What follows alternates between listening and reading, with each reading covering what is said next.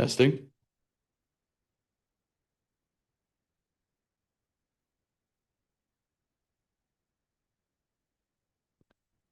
Good evening. It is 5:32 on Monday, May 18th, and we are going to call the meeting to order, and we'll start with the Pledge of Allegiance.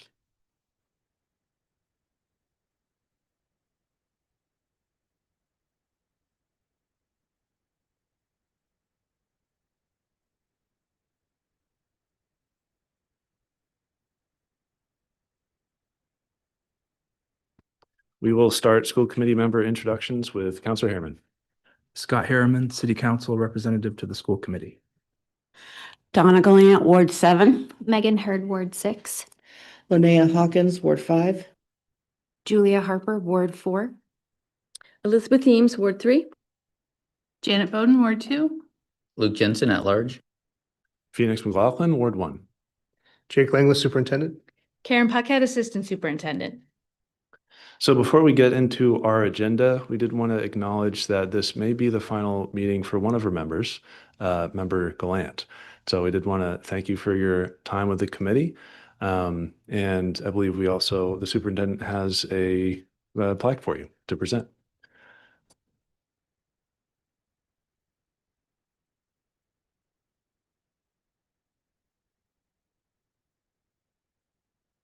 To our kids, all of our learners. And you are stepping away at some point in June, so we wanted to make sure we got something in your hands. Although we could have multiple meetings between now and then, but just in case we don't, Thank you. hand you that. Thank you. It's been a pleasure. Really has. Thank you.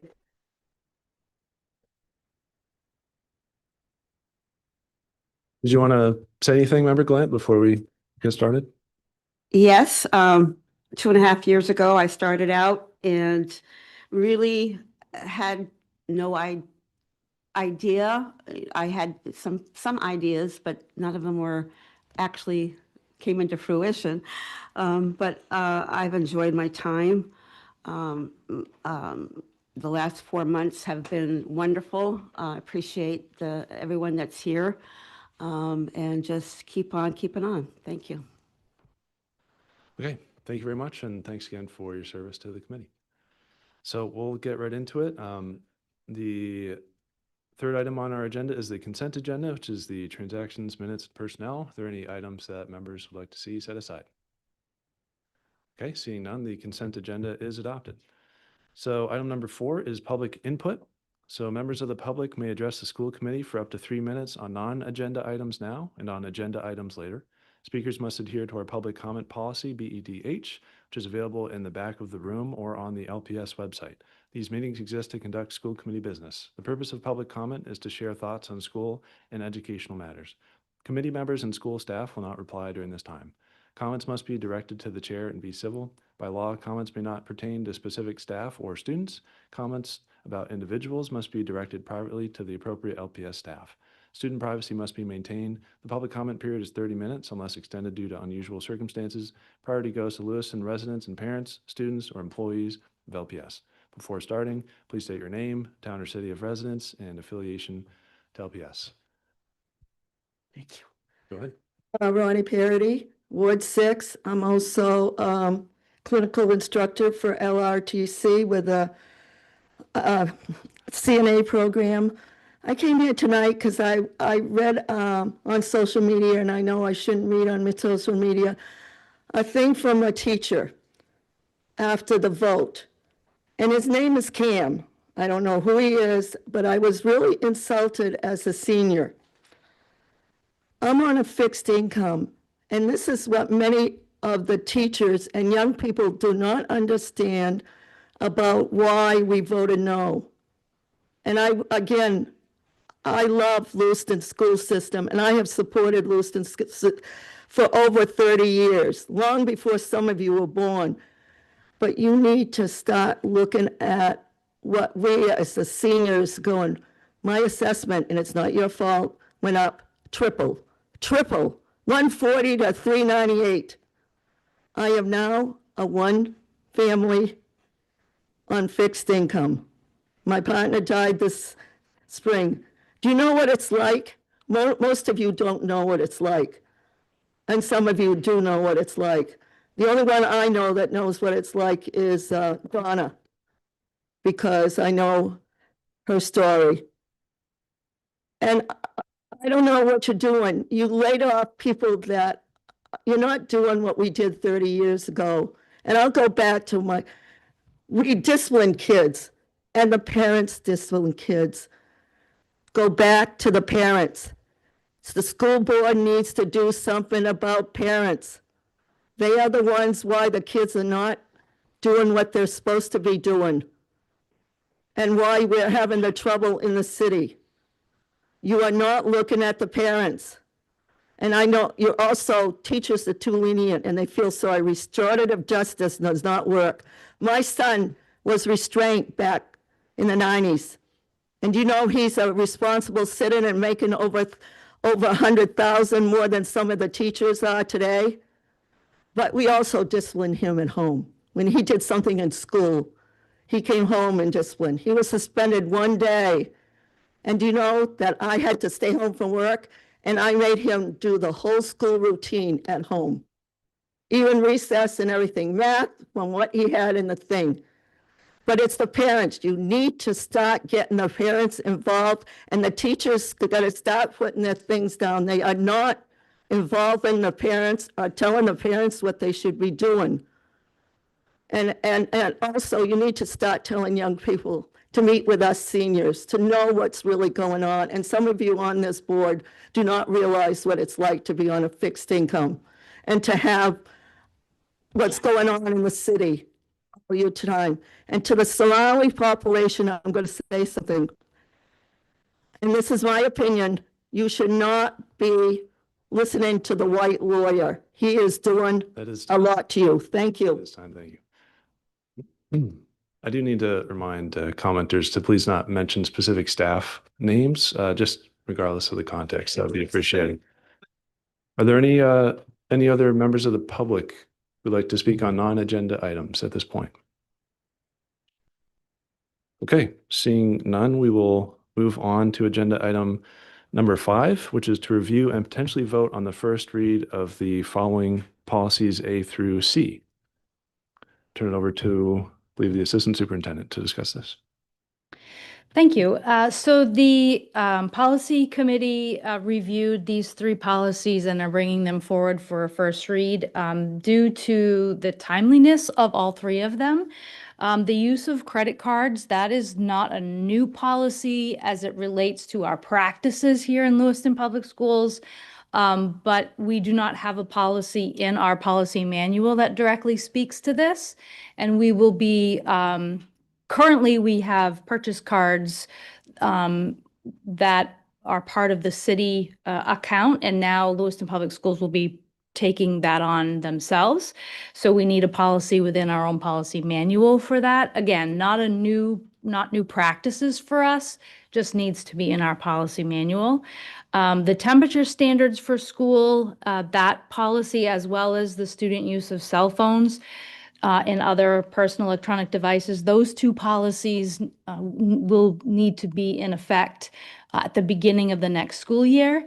And with the limited number of meetings left, we wanted to get that in front of all of you and give the community opportunity to see those. So tonight is just the first read. This policy subcommittee has looked at all 3 of these and has made their edits and adjustments as they feel appropriate. So we're here for that first read. Okay, I'll go down the line, starting with Member Glant.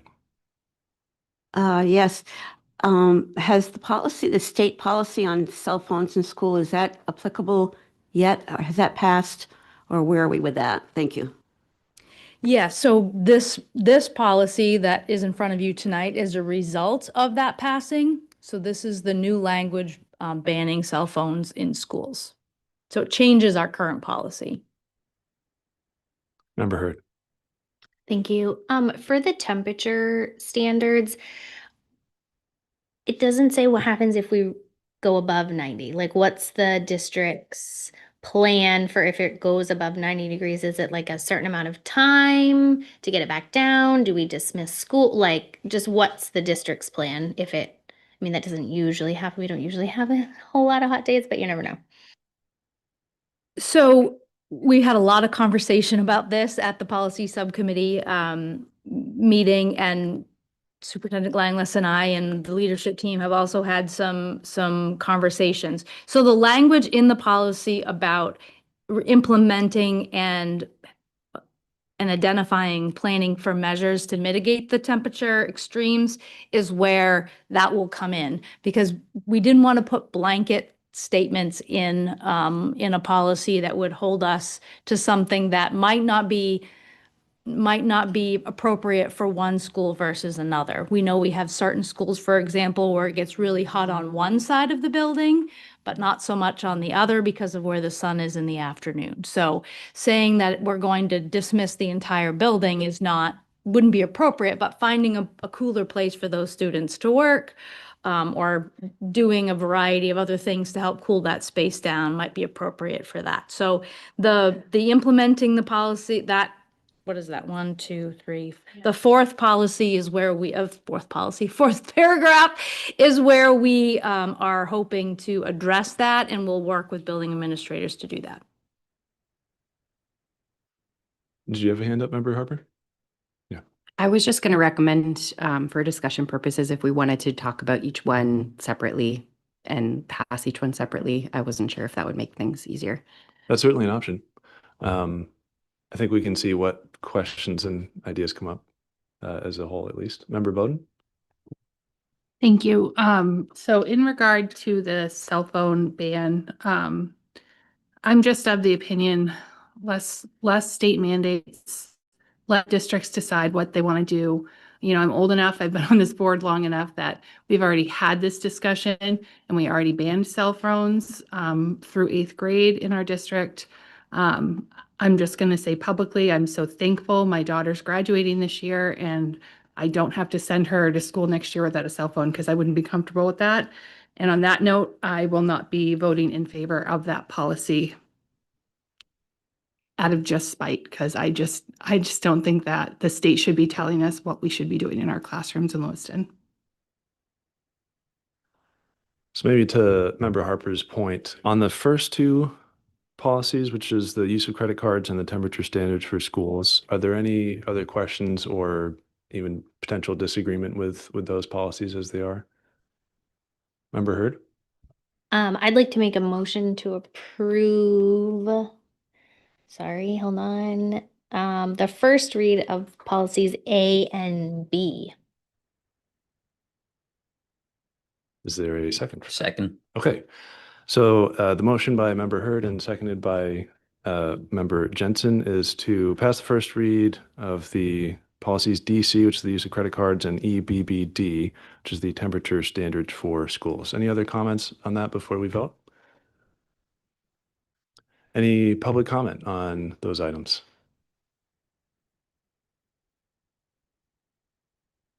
Good evening, Jay Rich, multilingual teacher at McMahon.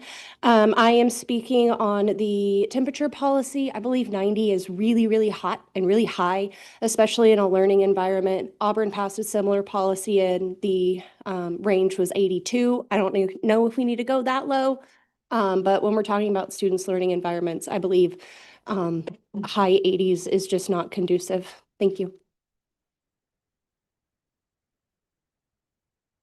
Member Eames.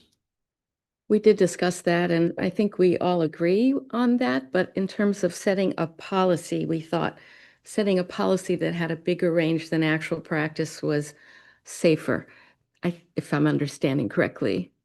Yeah, I think a key word in there too was approaching or reaching. We also saw some districts in Maine adopt policies connected to the OSHA standard, which range from 40 to 99 degrees. And we felt like those were too extreme. So this was a subset of that conversation. Member Eames. My understanding is the practice currently is to start working on this when it's in the mid 80s, low 80s, mid 80s. Is that something worth putting into writing? Is that an option, just so it's clear? That is there a threshold that building administrators should start contingency plans or something, or is that not helpful? I mean, we mitigate now where we can. Also, we've been mindful that Maine can be tricky with weather. You could have a very hot room in the dead of winter, which we can mitigate differently than it's tomorrow when it's 90 degrees outside, and we just want to use our spaces smart and try to keep people moving around, but not too much.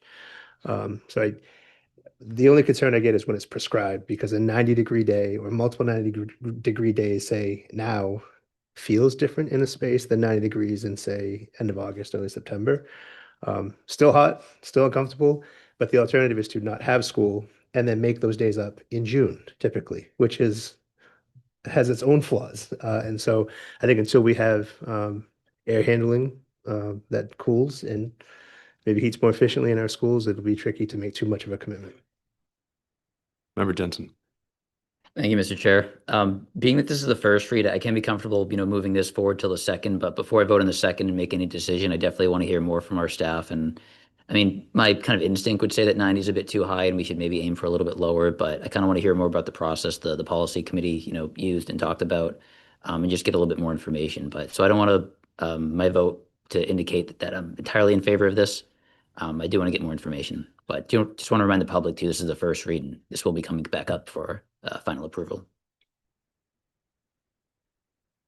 I just want to let folks know too, that the first line at the top of the policy is all that the law says. The law says that school committees is required to adopt and implement a policy establishing standards for minimum and maximum temperatures for school buildings.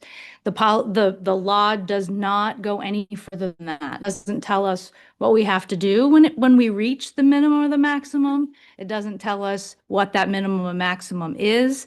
So I just want to share that we had a lot of discussion about, well, what does the law actually say? And that's what the law says. So we don't have a lot of guidance from the state other than we have to adopt and implement a policy. So we're not leaving anything out. We're not leaving anything out in terms of what's required. So I think that's important for the conversation when we do have further conversation with the other read. Any other comments on this before we vote? Member Eames. Right now, there is no policy. Is that correct? Yeah, so this would be initiating something in writing. Thanks. Okay, so I think it is time to call the vote, and I'll admit I'm off track in terms of which ward we start with this time. Do you recall? I think it's at large at this point. Does that sound right? Maybe it's Ward 2. Okay, Any objection to starting with Ward 2? Let's start with Ward 2. Okay. Yeah. Please call a roll, Superintendent. Ward 2. Just to clarify, this is for the first read passing of A and B as listed, not C. Correct. Then yes. At large? Yes. Ward 1. Yes. City Council. Yes. Ward 7. Yes. Ward 6. Yes. Ward 5. Yes. Ward 4. Yes. And Ward 3. Yes. Motion passes 9-0. Okay, thank you. So yes, let's continue the discussion then on policy JICJ, which is the student use of cell phones and other personal electronic devices in school. Are there comments or questions from the committee? Let me go to Megan, Member Hurd first, and then I'll come back to Member Bowden. So my question is just going to be, if we don't adopt a policy and align with what the state voted on or required, what happens? We'd be breaking the law. Is this one of those things where they say, like, if you don't comply, we are going to hold funding away? I think to some extent there's a level of that for all of our practices, but yeah, it's a adopted state law. So we would, under our oath and in our efforts to follow the state law, that's where this policy comes from. Member Bowden. Thanks. I had a feeling you were going to say that. And so I am a law-abiding citizen. I'm all for that. I do, however, feel pretty strongly about this in a city that's had a mass shooting, in a city that last week had 13, 14, 15-year-olds shooting guns at each other. I just have to stick up for kids, at least at the high school, that I just think they're safer with a cell phone during the day. And I cannot take just a blanket, one size fits all, everybody needs to get rid of cell phones as a whole in the state, in every school. Lewiston is a different district, and I will die on that hill. Member Glant, I saw your hand. Yes, I understand that Lewiston is a different breed of horse here, but we also need to look at other school systems that have done this and have things are working well. Not so much about academics, but at least in the emotional and mental health of these kids. There's been some research done that the kids are doing better that way. There's no cyberbullying in school. There's no different things that go on that we know. But I do understand that Lewiston is a different system that we've had. We struggle with different things, but I support this. Thank you. Member Eames and then Councillor Harriman. There's nothing here that says you can't have a phone. You can't have a phone that's on. And I think that's different than, so the fear about violence perhaps breaking out. The phone is there. One could turn it on in an emergency. I think it would not make us lose our funding if that happened. No, if I I don't could- think so. I might interject here because this was a question that I did have about how the policy is written, which says that prior to the starting bell, cell phones and other personal electronic devices must be powered off and remain off and stored as determined by the building administrator. And my sense is, to what Member Eames is saying, that could have a pretty wide difference. Does it mean that it's turned off and locked away, as some districts have done, or does it mean it just needs to be off and in their backpack or in their pocket?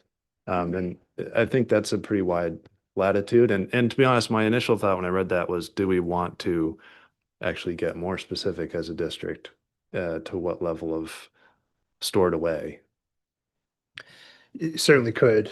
Some districts have gone with pouches and things that lock so that they can't be unlocked unless you go buy a certain device that releases the magnet.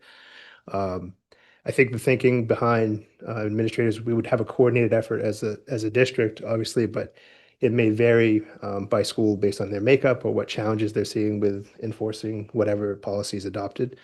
But I think what it looks like in, say, an elementary school could be different than what it looks like at a high school, as far as like them being off and away or those kinds of parameters. So just want to be mindful of functioning within the system. And I also didn't want to commit in policy to purchasing equipment that might be excessive because of a prescribed approach to how we would have them off and away or in a pouch or other systems.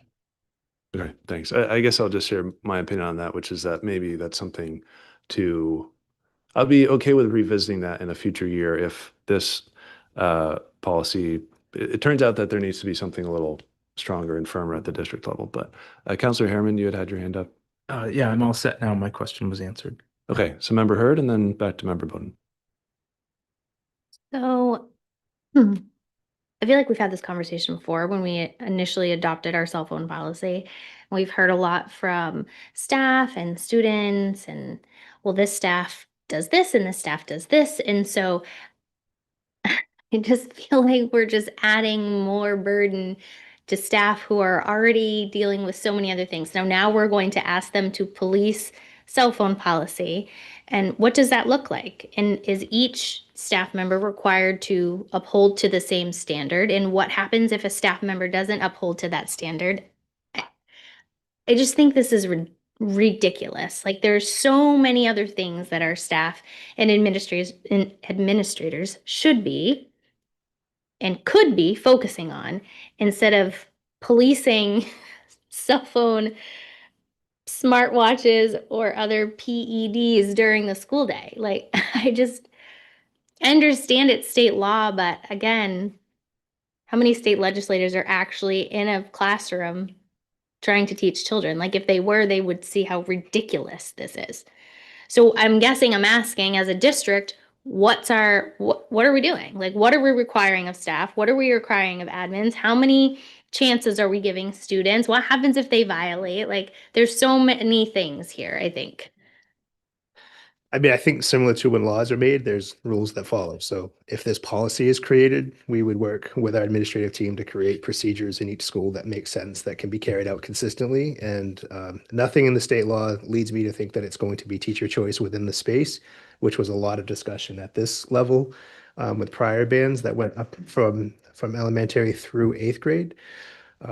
But we also did have some 8th grade leaders a couple years ago ask us to ban them at the high school because they had such a sense of relief from the cyberbullying and the constant obsessive need to go to the device.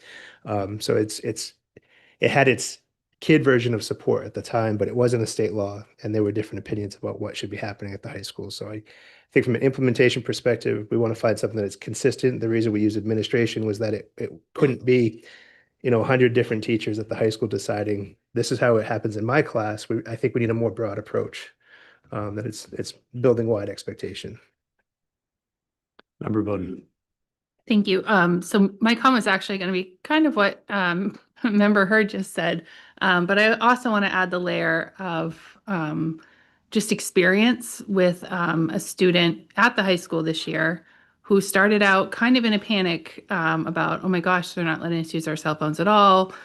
We have to put them away for the day. And like that was kind of what they were going to do for common practice at the high school starting at the beginning of the year. And it turned out to be way too much on the teachers to police that all day long.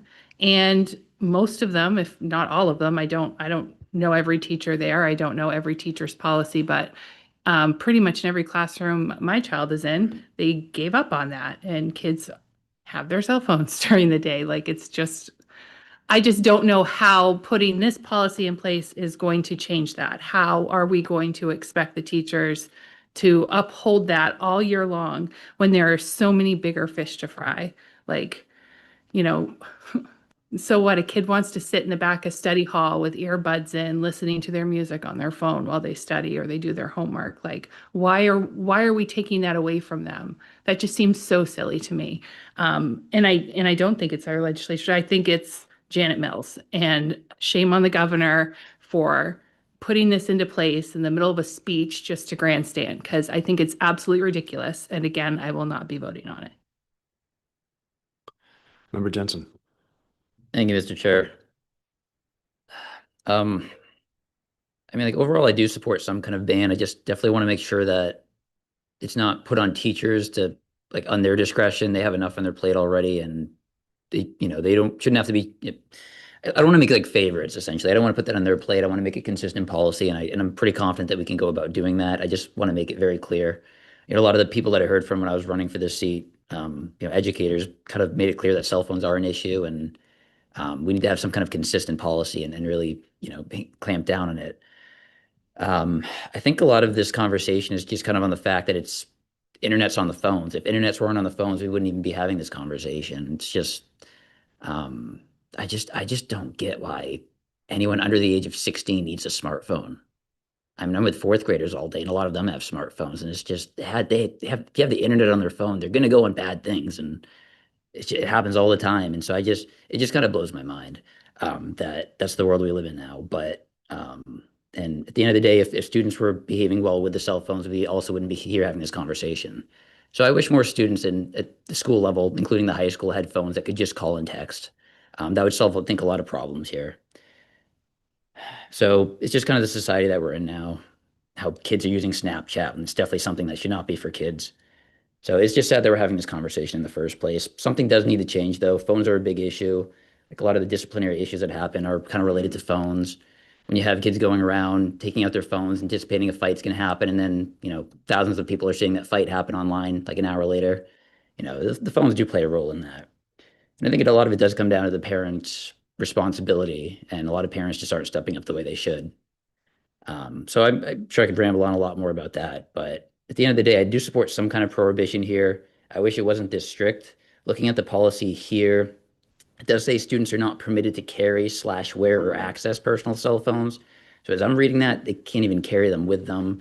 I do want to recognize the side that doesn't necessarily agree with this, that you have safety concerns. Communication can be extremely difficult, and it's a crazy world we live in. And so it's a lot of parents want to be able to access their children, communicate with them. And I completely understand that, and I kind of hesitant to get in the way of that. I do, I guess, have some questions of how consistent this stays with the law that was passed by the legislature. Is this kind of like taking like a lot of word for word, or is a lot of this at our discretion? What is at our discretion? It's kind of a future conversation I want to have. I know this is just the first reading, so that's something I think we should talk about a little bit more. But the state did pass a law. I did take an oath to God and the Constitution to make sure we follow the state law, so I'm going to abide by that.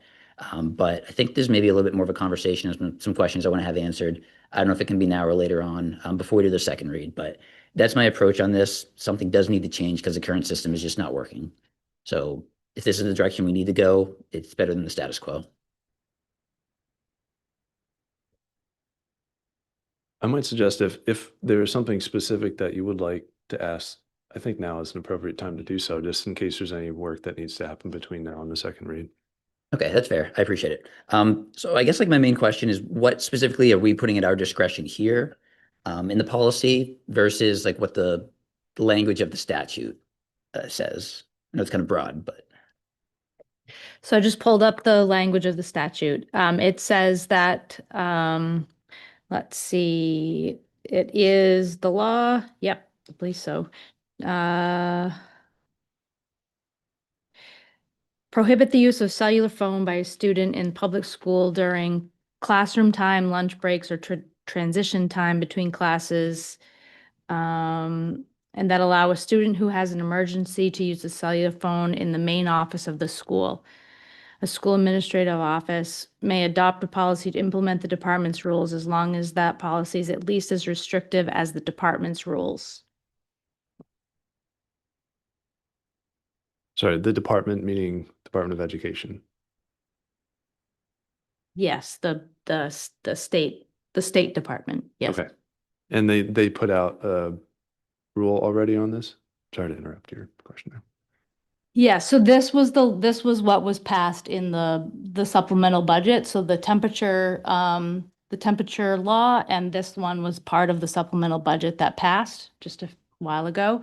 And then so Drummond and Woodsum and Maine School Management took this and wrote the policy in which we used to guide our, pretty much word for word used to write our policy. Okay, thank you. So this was based on a model policy from them. Okay. Did you have another question, Member Jensen? I guess not so much a question, just more of a preference. I would prefer the policy to not say that students can't carry them with them in case of emergency. But I would be completely in favor of having one consistent policy across the board and not putting it on teachers, but also, I guess, being kind of strict. And if a kid's going to constantly use it, bring the parent in for multiple meetings. I mean, I'm at the point if a parent doesn't come in, we should be able to call the cops on them, for negligence or something like that. At the end of the day, we got to make sure parents are held accountable and do what we can for that.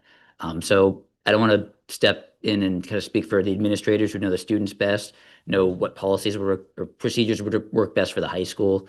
But it would be my preference to not ban them carrying it with them, but be very, very strict about consequences when it comes to them actually using it. Member Bud. So along the lines of consequences, what sort of consequences are going to be in place if a student is using their cell phone in school? Do we know that? Yes, in the, let's see, bottom of the second page, start of the third page is basically the bare minimum, a verbal warning, confiscation of the cell phone, smartwatch, or other device, and then repeated violations would then require administration to go deeper with additional consequences. So can you take a cell phone away from an 18-year-old? Okay. And then what if they're not going to give it up? I mean, so typically when kids are non-compliant, in those kinds of moments, there's usually contact with home, try to get some compliance. Sometimes we have to set up plans for kids so that they leave them in the office when they come in or things of that nature. Could it result in loss of school? I think if someone was combative enough and not willing to follow the rules, then I would say yes. Like, so when you said call the police, you mean on the parents, right? Remember, Jensen, you didn't mean on the kid. Oh, definitely not. Okay. So we're not like taking state law like that far, right? Like we're gonna call the cops on kids. Okay. Okay, I hope that's it. Counselor Harriman. Thank you. Yeah, my thought was that if it were, if it were just up to me, I would say students could be able to carry the phones with them, but basically if a staff member either sees a phone, sees you using a phone, or hears a phone, it gets taken away. I don't know if allowing students to carry them, if that opens up too many, or makes it too difficult to enforce. So I'm okay with the way it's written, but just the way I would do it is basically you can have it, but no evidence that you have it, or else it gets taken away. Member Eames, you had your hand up? I did. I was going to say that we will take these ideas under advisement and maybe revise for the next reading. We'll talk about it and see. Member Glant? Yes, if this is to take effect in August, I would think the policy would be finished and it would be sent out somehow to parents so that they're aware way ahead of time that the new cell phone or electronic policy. That way, at least some of the parents would be able to tell their kids or talk with their kids and let them know that this is the policy and this is how you have to do it. Yeah, agreed. Member Bowden? Okay, so a couple things. Will there be accommodations like with 504 plans and that sort of thing for students that absolutely like, okay, that's in there. I skimmed it. I didn't fully, yeah. And then my last question is there a way to add like an opt-out for parents with this policy? Can we do that? I don't know of a situation where we opt out of state law, but I feel like this is like I'm a parent, right? Like I should have a say in what I'm comfortable with when my student goes to school. And I don't know if you can create a 504 plan off of like, okay, my kid has anxiety and I want her to be able to have her cell phone if she's having a really bad day and she needs to contact me. She shouldn't have to go to the main office to do that. Like, I don't know. I just, I'm just having a hard time with this one. Again, I'll say it again. I'm just thankful my daughter's graduating and this won't be in effect for her next year, but I cannot vote for this. Member Hurd? Thank you. So I was actually thinking along that line, as Member Bowden stated that, because it said in here, management of health condition in accordance with the health care provider's order as incorporated into the student's individual health plan. So again, anybody that wants to go around the system can go to their kid's PCP and say, I need you to write me a doctor's note saying that my kid needs to have their smartwatch on them.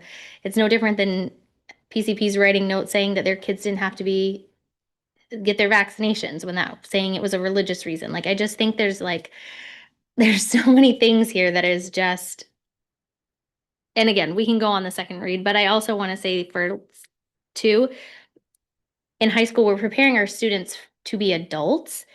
And when they go to their job, their boss isn't going to say, you need to check your cell phone in here. Their boss is going to say, you need to be responsible. This is what the policy is. Like, you need to abide by it. They're not going to babysit them. And so I think this is doing a disservice to our students, honestly, because we're not holding them accountable. We're not asking them to hold themselves accountable. We're really babysitting them. And so I also am not going to vote in favor of this because it needs a lot of work. And if this was something that was drafted by legal, I think it's poorly drafted. There are a lot of things in here that I would take out or change. So I'm hoping that policy can work on that before the second read. there any members of the public that would like to comment on this item? Okay, back to the committee. Any further comments from committee members before we vote? Yes, Member Hawkins. Just want to share a little bit of a personal story and also what I observe in my job. In the, gonna say late 90s, my family was going through some pretty serious DV stuff. And my sister and I were actually given some of the first cell phones. It was like carrying around a brick, honestly. But it was well understood at the school that if that phone rang when we were in class, we were permissioned to go out in the hall and answer, because there's any number of things that could have been, all could have been very, very bad. And it was just more expedient to contact us directly than try to go to the school to find out which class we're in, to get to the teacher, to have us come to the office to answer a phone when anywhere in that time something horrible could happen. So I understand some of the keep the cell phone with the student. Also, we were the only ones that had them. It wasn't every student had one and, oh, she looks funny, I'm gonna take a picture. That didn't happen then. Different world, very different world than the one we're in now. I know the policy on the school bus is they can have their cell phones. They can watch videos as long as they're not distracting most of the students and dragging them out into the aisles. No pictures, no video, period. The only reason that works is because I have a monitor who can be like, hey, put that away. I see what you're doing. That's a lot of work for a teacher to do on top of everything else they're doing. And we've said it here. But if that's happening in the classroom, I can just imagine what's happening in the hallways. I can imagine what's happening in the cafeteria. So I don't want to say no to this because we need a starting place. We need to be realistic about what's actually going to happen and how it's going to be implemented. And I think I'm hearing a pretty good, all the points being hit. So, and like Megan just said, there are workarounds if there are specific situations, which is good, but we need to refine some things. Okay, I'll just give my own opinion a little more before we move to a vote. And so I'm definitely in favor of this. I feel and have felt pretty strongly since even before I came onto the school committee that cell phones are a serious problem in schools and the way that they're used. And I think that having a district-wide policy that just says you can't do it, you can't use your phones, it's not up to the teacher, it's not really up to the principal, you just can't do it. I think that will go a long way because it is a social network problem that is driving, I think, a lot of the use and misuse, I would say, during the school day. I could go on. I mean, I think it is, at the end of the day, we're in a different situation where it's the entire concept is not necessarily up to the committee for debate at this time, since it is trying to pass a policy to comply with state law, which is a different conversation than if it was just we wanted to discuss it for our own purposes. If we did, I would still be in favor of it, but since we have to do it anyways, it's an easier vote for me. The only point I would say, honestly, I think a couple mentioned allowing wearing phones, carrying or wearing the phones during the day, which would be an edit to the policy as drafted. I would say I'm okay with that and seeing how it goes for the first semester or year. But honestly, if we end up having to move as a district to say you can't carry or wear the phone during the day, I'd be open to that conversation as well. But acknowledging that maybe we want to take a smaller first step towards this, I think it was Member Jensen who, and maybe a couple others who mentioned that. Maybe we could be a little more lenient in that respect. And it still has to be off, can't be used, but it can be at least still on the person of the student. So that is my opinion. And are there any others that would like to say anything before we move to a motion or vote? Yes, Member Eames. Just encourage people to get in touch with us with suggestions about how to work on the language. Thank you. Okay. Is there a motion on this item? Yeah. Member Harper. I make a motion to approve the first read of policy JICJ, student use of cell phones. Thank you. Is there a second? Okay, seconded by member, oh, sorry, member Glant. Okay. So it was moved by member Harper and seconded by member Glant. Any further discussion before we call the roll? Okay, so you can call the roll, please, starting with Ward 2. Ward 2, No. at large. Yes. Ward 1, Yes. City Council. Yes. Ward 7, Yes. Ward 6, No. Ward 5, Yes. Ward 4, Yes. Ward 3. Yes. Motion passes 7-2. Okay, thank you very much. So that brings us to agenda item number 6, which is the fiscal year 2027 budget review with a vote.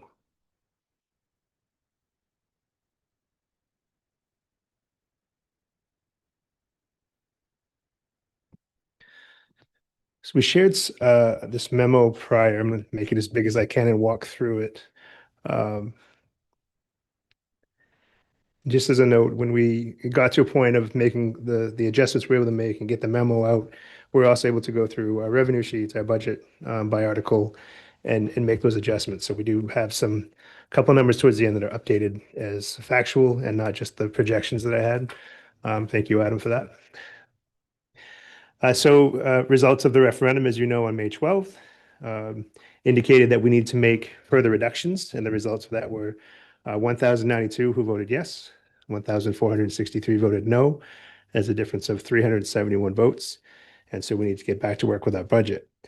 The reason I took the approach of making reductions, because as you know, the school committee could choose to not make reductions in this process, was that we had 1,509 folks indicated the vote was too high. And there's three questions. It's too high, acceptable, and too low. And if you put the acceptable and too low together, it's over 1,000 people that felt that way. So it's plus 500 essentially that said it was too high. It doesn't tell you if they voted yes or no on the budget, but that many folks who voted that it was too high. So I wanted to share some other factors as we work through it. The referendum, I ironically got a few phone calls the night of the referendum, and people were asking questions about some confusion around how much of this is local. And I know we talk about that a lot, but the warrant articles don't do that. They talk about the whole budget. And so I worked hard to answer those questions as they came in, but I thought it best because of those questions to restate it. But the local referendum was to approve $2.5 essentially $1 million additional local over last year. And we continue to work to meet state and federal mandates. I was asked questions around what things won't we meet if we make these changes to the budget. I do think we can meet the state and federal mandates as we do this work. Also operating off of a philosophy that improving instruction is the strongest means to improve outcomes. And so we want to stay committed to what we can, understanding we have limited resources. We have seen the highest growth in multiple academic and attendance categories in a decade since the 16-17 year looking at data. But I also want to say we're fully aware that there's plenty of room for growth. So while that data has grown up to and including our access scores that we're going to share tonight, but we wanted to focus on budget and I'm going to try to look out to Director McElmore's 143 kids that tested fully, fluently out of access and multilingual qualifications this year as the highest number of students we've ever seen, which is in part why I mentioned potentially reducing a multilingual coach position. And it's also vacant pending a resignation retirement. I also I heard some interesting things out there. Some of it made its way to me secondhand, so I want to be thoughtful about how I say it. But there were some comments about experiments and fraudulent budgets and things of that nature. And I just wanted to reiterate to people that we have independent audits every single year, and our budgets and our books have been issued the highest ranking by external auditors. We do this every single year, and sometimes you have what they call a management letter at the end that makes a number of recommendations to clarify things. And we had no comments on our management letter. We even have in writing that they had no comments for our management letter. So we work really hard to be financially responsible and make sure our books are clean. And just so people know that that's vetted by a third party. Everyone here knows that, but not necessarily everybody out there on various sites. And again, we continue to have growth in our school age population, and so it's work that we continue to do. We did offer a town hall opportunity, and attendance was quite limited. But we would invite people to reach out to us. We'll come talk to a group. We'll come meet in different spaces and answer questions as you have them. We just need that invitation. So with the goal to reduce local costs, we are working to present a budget that we hope will gain approval on the next budget vote. And so I'm going to map this out, and it can be a little confusing at times because what's required is the school committee needs to vote to approve a budget. Once there's an approved budget, it goes to city council for a first input. And then they have to hear it a second time and they vote on it the second time. And that gives the community enough chances to provide input on the process and where they want to provide input on the budget itself. In that cycle, there's also a primary coming up on the 9th of June. And so early voting actually has either started or is starting for the primary. But I need to clarify for folks that early voting for the primary is not early voting for the school budget. And so I don't want people to think I already went and voted, we're all set, because the school budget is not on that document for your approval or not. And so early voting is likely to happen after a June 2nd reading to the city council. As long as they adopt the budget on the 2nd, early voting would start on the 3rd. And I just think it's important for people to know that the 3rd and 4th, there would be an early vote, and the following Tuesday at the primary would be the actual referendum in person, excuse me, the live full day referendum, if that's the day you choose to participate in that vote. So this week could go a number of ways, and I'm saying this out loud both to the committee and to myself. But if the committee adopts the recommendations tonight, or some version of the recommendations tonight, I will actually go before the city council tomorrow at their scheduled meeting. If the school committee does not come to a vote tonight, we would likely have a meeting on Wednesday, hoping people can be available. If adopted Wednesday, there would be a special meeting called by the city council to present the budget to them on Thursday. And remember, this has to go before the city 2 separate times, and there's spacing rules in charter and in election rules. So my hope is that we can get to a good place tonight and hopefully get a supporting vote, but I also understand that there's a lot to consider. And I'm happy to answer questions about that schedule at any point in time. So we've continued to work on a number of items, and when we were putting this together, and I worked with a large team to get some input on things, but we wanted to revisit the cost drivers, but also be mindful of the cost drivers as we look at potential reductions, maybe a little bit more differently than we did prior. But also, I didn't bring things back up to you that I feel like you passionately debated prior. I didn't want to create a new round of those passionate debates if people felt like they were still going to land where they landed before. But that's certainly the school committee's prerogative to talk about things like any new positions, the librarian adjustments that we had pitched as a potential savings, and other factors in the budget. So that those could come back up. That is certainly your discretion. Just want to mention those cost drivers again. Special education is up, but we knew that was going to happen in our effort to provide things locally that we didn't prior. And again, that would be more expensive to send those kids elsewhere. Transportation adjustments, some of that's connected to special education, but also a new contract. Our utilities and our power, that was an extensive RFP process we went to. That's a multi-year agreement with the city. And we got the best rates that we could find. We've even talked to some other school districts that their rates are even higher than ours. But it did result in that $742,000 increase based on our projections. Workers' compensation, which I'll talk about here in a moment, is at 112% increase. And I'll talk about that in a little more detail when we get into some potential reductions. And then salaries. I think sometimes people will say, well, Jake, where does the money go? And I think the big piece when we talk about the cost drivers, money goes to employees who are earning the wages that agreed upon in collective bargaining. And there's some other cost drivers, but understand that the largest portion of our budget is the people that carry out the work every day and their compensation and their healthcare. And so when people say, well, where's the money go? Then you understand that's where the money goes. And our people work incredibly hard. So we want to be mindful of that. Some proposed reductions. And I have these in a chart at the end, if you haven't seen it, to just capture it all together. But we've been discussing concerns about workers' compensation and the responsibilities we have for our contributions. And there's essentially two parts to that we are getting into. But one of them, there's a third-party administrator that manages this with us and for us. And that's less of our major concern. The area of our major concern is what we have been told needs to be paid into the pool that can be accessed for workman's comp claims.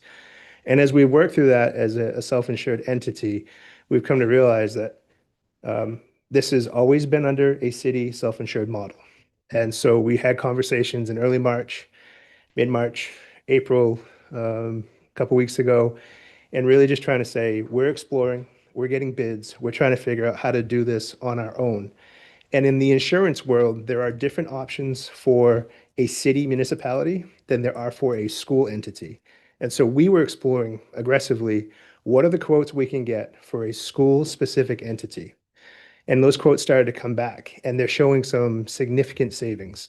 And so what we captured here is a potential savings that we know we can realize a pretty big savings. But what we don't know is when you transition from one plan to another, existing claims, they have liabilities built into them. And so we actually met with legal on Friday, and we went very detailed with our next steps and where we're at.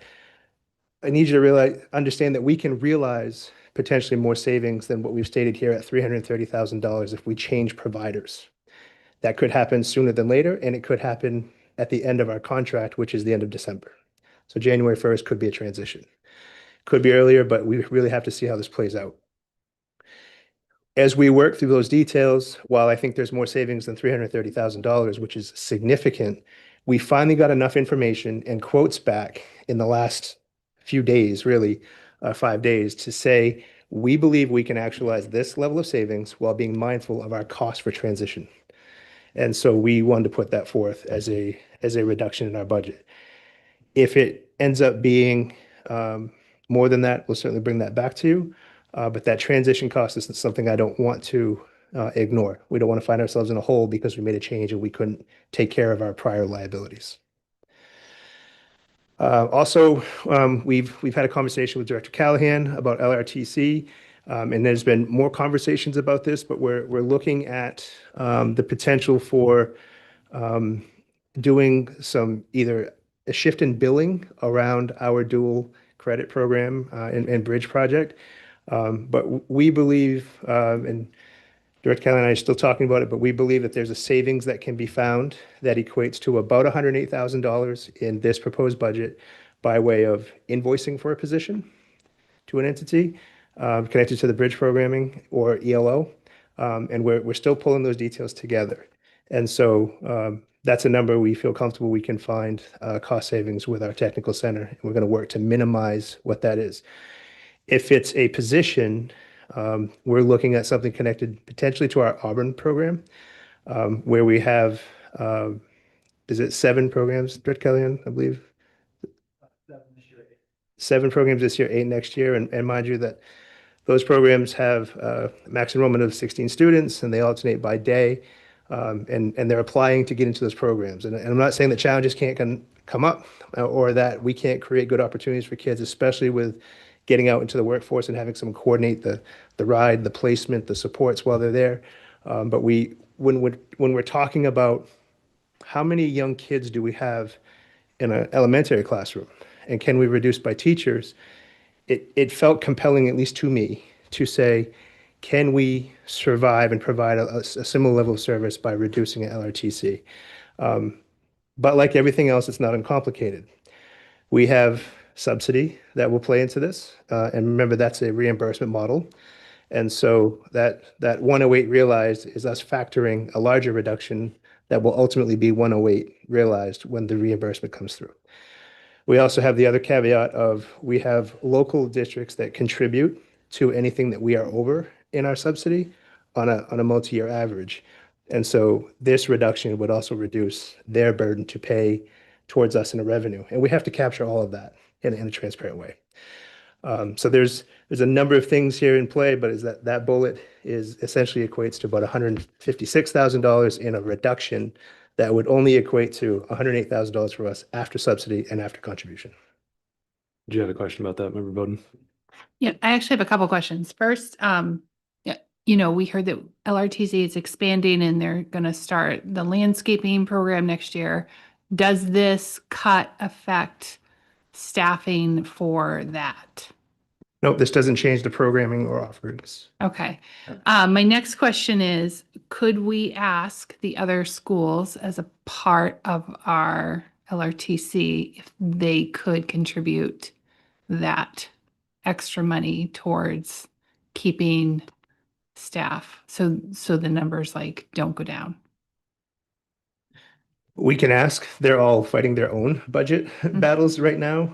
This is about 4 years in the making, the contribution piece with a 2-year lead in, and last year was the first year that we actually did a small portion. So I think we have them on board, but it's a whole structure and it's a regional agreement for what percentage over a 2-year average of student placements and at what cost. And so we could, but it wouldn't take effect now unless the entire region agrees to sign off on it. So that would be 6 superintendents agreeing to a change in subsidy cost. And in their own budget battles, I don't know that they'll do that. It's just $108,000 split between the 6 schools doesn't seem like it would be that much. It wouldn't. So it's I don't want to get lost in the weeds, but I will say that it's based on enrollment numbers. And so when you look at, say, Lewiston and Auburn, we have the largest contributions to this pool because we have more seats in each program. So a school like, say, Lisbon that might get 1 or 2 seats in a program, they will be hesitant to contribute more than they already do. And I want to just say that we have great partners who have taken off efforts to help with transportation and multiple campuses and their contributions in this way. So I don't want to make it like a bad thing. It's a reduction I do think we could survive. Member Hood? Thank you. Yeah, I know we have to cut and none of it's easy, but my concern is we're cutting a position, but adding a program. So I just want to make sure our students are still being supported and the current support staff that are there aren't being asked to take on more than what they can handle. So my concern is we don't know what the ask of staff is going to be with adding this other programming. And so it feels like an unknown that we're not, Sure, I think it's fair. I do think it's something we can do, and it's a position that we didn't have last year. And as the program grows, and I know Director Callahan's already looking at grants for how do we continue this effort. But right now it is in our budget, and so that's one area of change we think we can capture. And the program, the landscaping program, is still slated to happen. There's reimbursement connected to that instructor. Program costs are built in. That's still all a go. Follow up, Member Hood? Yeah, so I just want to reiterate, and the public wasn't really here for our goals conversation, but one of the things that the committee did talk about, one of the things that we all seemed pretty passionate about was doing school differently and what that looks like. And LRTC falls under that category for doing school differently for students that, sitting in a desk in the typical doesn't work for. So I just want to really make sure that we're not potentially taking away resources for students who thrive in this type of programming. Yeah, and this adjustment doesn't take away those programs. The next item that we put on here is special education. Obviously one of our largest cost drivers, and we work closely with Director Crafts, who's constantly trying to find ways to minimize our liabilities around special education as it relates to the budget. But we have been able to chart out how we're going to cover certain things, and some of that is lived and live right now with some of the challenges, as you know, that we've had at Connors with other staff helping in different capacities. We think have found some momentum there. We also have another position that lives at the high school that we believe we could move forward without. Again, not an easy conversation. These are all tough. But we do feel like that between the two of those positions, one being vacant, the person's already resigned, and we have worked coverage for that and are finding some successes there. So we think we can reduce by those two roles, and that's $294,000. The next item on this sheet is the multilingual coach. This was one that was proposed to be reduced, and then you all agreed to put it back in the vote.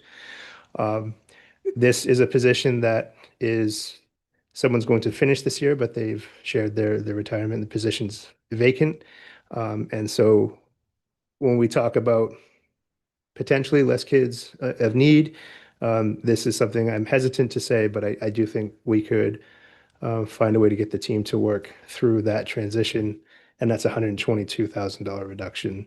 And when I mention these, I hope you know that these numbers are based on, to an extent, actuals, but they're actuals that include all of their benefits. And so that person's not making that for a salary. They likely have a family insurance plan and things of that nature. So we want to capture the real numbers as often as possible. Ed Tech, this is a position that's slated to be vacant from a transfer, and we believe we can operate without hiring that role. That's a $45,000 reduction. We also went to tech, facilities, and transportation, and as the further we get in the year, the more we can tap on actuals. But technology has gone through their lines with a fine-tooth comb, and some of these things are going to hurt from a technology standpoint, from our ability to repair and or replace equipment, and also some of the software that we have offered in the past that we may not be able to shop to have in place for next school year. That's a $125,000 reduction. It is not position related. It is all equipment repair, software, things of that nature. Facilities items, these reductions range from equipment replacement. Also, Director Brogat, our actuals as it relates to water and sewer usage and costs. And so he's looking to leverage a portion of those with actuals instead of the projected increase. And so there's $50,000 there. And equipment, you're talking a whole range of things, from supplies all the way to some of the machinery we use, equipment, backpack vacuums, scrubbers for floors and floor cleaners, things of that nature.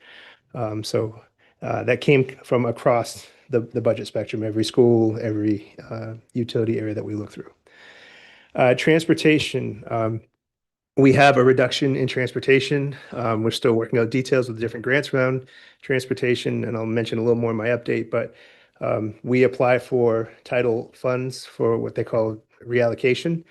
These are funds that are unspent statewide, and people can apply for them for different specific uses. And we applied for them for summer programming, and we've received that reallocation grant. And so we feel comfortable that we can reduce the transportation budget by $95,000 because we have another way to pay for the summer transportation. So in a full overview, if you went with these items, it totals $1.169 million. And it brings the local funding proposal down to $32,885,176. And it's a 4.35% increase locally. The prior reductions remain. I did include the list below. I don't think we have to go through it all again unless someone has a question about it.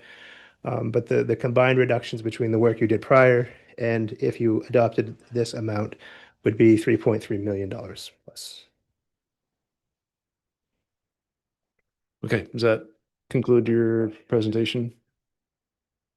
Before we get to hands? Yeah, I can do hands. I just want to include, and I can leave it up, but a potential motion could be to approve the superintendent's budget recommendations with additional reductions totaling $1.169 million.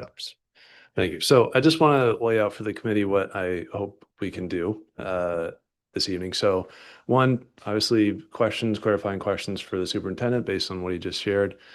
After that, I'm hoping maybe we could do a miniature version of what we did over a couple meetings previously, which is we just go around, see what the parking lot items are, whether it's pulling individual things out that the superintendent just shared with us, or if there's something else that you feel strongly we need to discuss. So just that we kind of get the list of items that we need to talk through. And then if needed, depending on how those conversations go and how many items there are, we can, again, do kind of the straw polling up or down on specific items, if there are any changes from what the superintendent has recommended. And then depending on how long that takes, perhaps we can actually do a vote on an overall budget motion. So questions now, then we can go around for parking lot items and then have that detailed discussion. So I did see a couple hands up for, yes, Councilor Harriman. Thank you. I just wanted to express some concern about the proposed multilingual coach reduction there. I think you've shared that we've made a lot of gains in multilingual instruction over the past several years, and I just want to make sure that that isn't going to set us back and potentially cause some greater inequity with students who are multilingual who need the extra support in that area. So I don't know if there's anything you can share about that or. Yeah, all tough decisions. I think for me, I was looking for different tipping points in the conversation. One of them is we continue to see increased growth, but I also don't want to lose that momentum. But also that it was going to be vacant, and the person is retiring, and in lieu of looking for other positions that are just going to be just as tough, but to also have someone in the role, I think became a bit of a tipping point for me to add it to the list. Member Bowden. Okay, so I have a lot to say. So what should I focus on at this moment? Let's just start if you have questions for Jake based on what he just presented, and then after we get the clarifying questions out, we'll just go around one by one and say, here's what I need to talk more about. Does that make sense? Yeah, I don't have any questions for Jake right now, so I will wait and. Okay, I'll come back to you then Sure. if that's okay. Okay, yeah, Member Eames. You mentioned that 143 passed out with the access tests. Is that correct for the ML question? Yes. Does that mean there'll be 143 fewer students, or will we have a new set of students coming in at the younger levels that will fill it up? Not even at the younger levels, throughout, that will fill it right back up? Or can we confidently say we have a smaller number of students? So D, all of the above.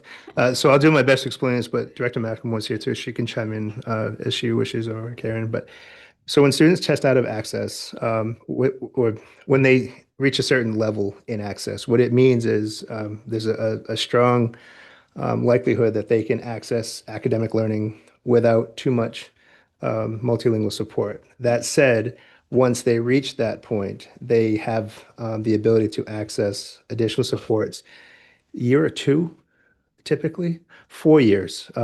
So they can continue to access supports for up to 4 years. Some kids will, some kids won't. Some kids will do well without supports and then start to slide. And so we monitor any kind of slide for kids, whether they're receiving additional supports or not. And if they are, we go back to that approach of what supports do you need. So the reason I said D, like not A, B, C, D, we could see an influx of kids. And while I think administratively nationwide, I think we're seeing less immigration due to policies and processes, we do still see folks relocate to our community from elsewhere. And so we could still see an increase of students. I would say that the numbers, they flattened out for a while, but we, as of late, have seen another, I don't know, 15 or 20 new students in the last month or so. That have come to us. I'd have to go look at the city sheet to refresh that. But so we could see more students. I think it's in the current administration less likely to see like massive influxes of new students.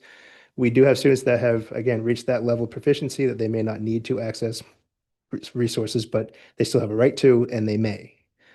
So all of the things that you mentioned are all a possibility. So I too am concerned about losing momentum. That's a wonderful result to have so many people passing that test, but I also worry about losing momentum. So that would be the one that I would put a check mark by of all the things you proposed, that makes me a little queasy. Thank you. Member Harper, you had a hand up for a question? Thank you. I appreciate all the really hard and painful work that's gone into further reductions. I just want to say of like all of the admin teams. My question is at this point around timing and public input. The public will have a chance to comment tonight, right? I've received 2 emails personally. I know that, it's a Monday, this came out. I'm not sure if, I know that the superintendent mentioned that the city council will have, 2 readings. The challenge that I see with that is that the city council is not going to be the ones that can make the edits. It would have to come back to us. So I just, I'm a little bit concerned with taking a vote tonight without more opportunity for public input. So anyway, if you want to share any other additional thoughts about the timeline. I know it's a crunch timeline. There's a lot of other factors. But that's what I'm thinking about. I think it's a balance. I mean, I think people are pretty aware that it failed and we had to get back to work. So I'm hopeful that they've been chiming in, and I have gotten some correspondence from members of the community.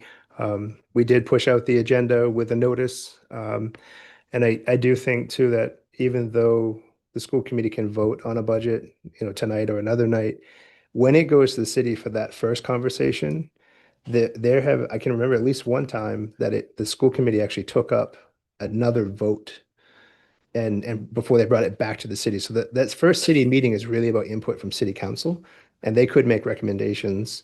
I think reading the tea leaves, they're going to recommend that the reductions are appropriate, but that input can vary. And so the school committee still has the opportunity to bring the budget back for an additional vote should it decide to do so. Other questions at this time? Okay, so I think it might be fair to just go down the line and see if anyone would like to share, parking lot items, general thoughts. Member Jensen, would you be comfortable starting? If you have anything to add, certainly it's optional. Sure. Thank you, Mr. Chair. I guess my preference, I would prefer to keep the special education admin position. I do also kind of share a lot of the same concerns with eliminating the multilingual support position as well. So I guess those are 2 things that I guess I could speak more, but if we're just kind of getting ideas out of the parking lot, I can kind of leave it there. Okay, yeah, and again, I think as things are elevated, we'll come back and we can have a more in-depth conversation about each one. Member Bowden, you wanted to share? Yeah, I do.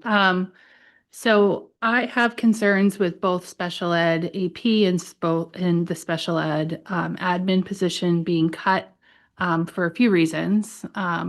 First, we have a lot of obligations with special education that seems to be going up every year. Our numbers grow every year, and as it's been brought up over and over, we are looking at CDS coming into the district. I don't know what those numbers will be. I don't know, but not only are we going to need probably another assistant principal and admin for that alone, we're probably also going to need to add like some sort of director position to help Director Crafts, because that's going to be a huge undertaking. And I just can't in good conscience, I understand that probably they could survive without this, but what does that actually mean for them? Like special ed teachers and they work really, really hard. And not that regular ed teachers don't, but special ed is a different degree altogether. And how do we take that away? We just can't take that away, in my opinion. And so what I would like to see is that stay. And as the trade out, I would like the committee to reconsider switching to a district-wide librarian, 1 position, and keep that ed tech position that's in this reduction, because that's going to need to go to the middle school for the library. So that would be my recommendation. And I also would like to talk about possibly considering reducing the 5 student support specialists that we were adding in, and perhaps dropping that down to 1 student support specialist for the elementaries. 'Cause that will save us $321,000. So I'm just looking at this as we have, well, I'm not going to go deep. I'm not going to go too deep into it. I'm just going to say that's what I would like to see in our parking lot, and then we can talk later. Yeah, we can come back to that. Thank you. Member Eames, do you have anything to add? Well, I mentioned the ML coach before, and I certainly agree about the special ed teachers as a concern. Cutting that is a concern for me as well. But I am not for adding anything to compensate for that. I'm just for putting them back in and leaving it. Thank you. Is there anything you'd like to add, Member Harper? I also am concerned about losing progress for losing the ML coach that we've made there. And um I'm hearing concerns about special ed. I defer to others to know, I feel like I don't have that background to really know. And I guess a question that I didn't ask before, what is coming up now is just with workers' comp, do we have any timeline on when we think we will, is that timeline in the short term where we might actually realize some more savings? So the real answer to that is no, in that we've engaged in the process and have for some time, but the contract language has a 90-day clause to it, but there's also the liabilities piece and the fact that we're underneath the umbrella of the city. So we still have to figure out the mechanisms of separation. There's one layer of thinking that it could be, just over 90 days from now. But the alternative would be when it comes to term December 31st. But I don't think the 90-day window does this committee any favors as far as realizing those liabilities or the actuals. Member Hawkins? I think so far everybody else has touched on things that I'm gonna want information about, so I'm good. Okay, thanks. Member Hurd, anything else? Thank you. So I am a little concerned again about special ed. I think we have made huge gains in our goal that we talked about with your pretty little diagram and all of the things. And we also, some members were on this committee when we had made the switch to special ed APs and the changes that we were looking there. And so I just don't want to go backwards. And I'm also concerned about the incoming students that we are going to be responsible for. So that is my concern.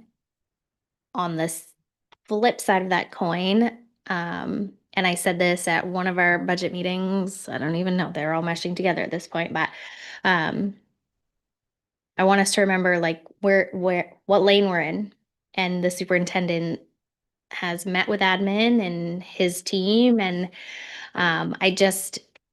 we spent a lot of time on the on the budget this year, a lot of meetings, much longer and more than we did in budget seasons past. And so I just want to make sure that we're not nitpicking and, we are in a time crunch. We have to get this budget over to the city so that they can have 2 meetings to vote. And then, unfortunately, we're in a time crunch. And so it's all hard decisions. But I think Jake wouldn't bring these things to us if he wasn't confident that our district could manage some other way.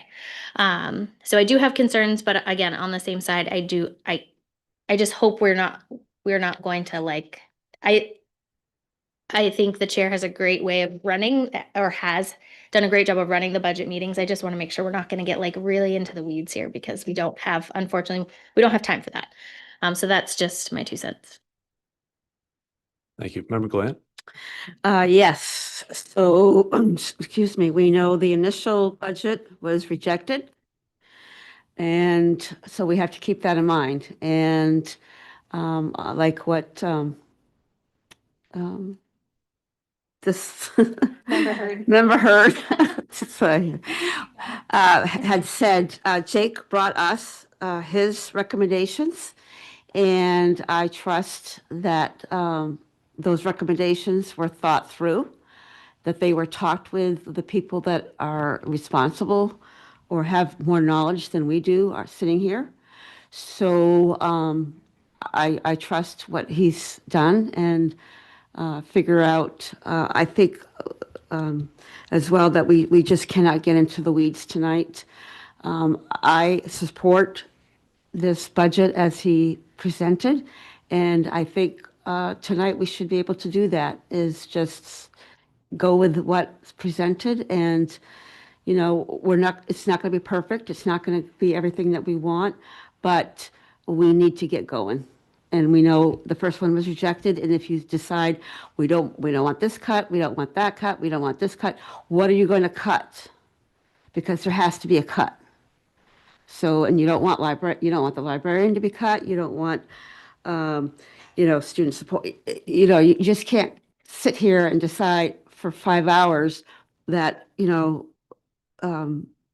not make any cuts because it's been rejected the first time. And unless you want to come back here in June and July, whatever, that's what's going to happen. So let's go with what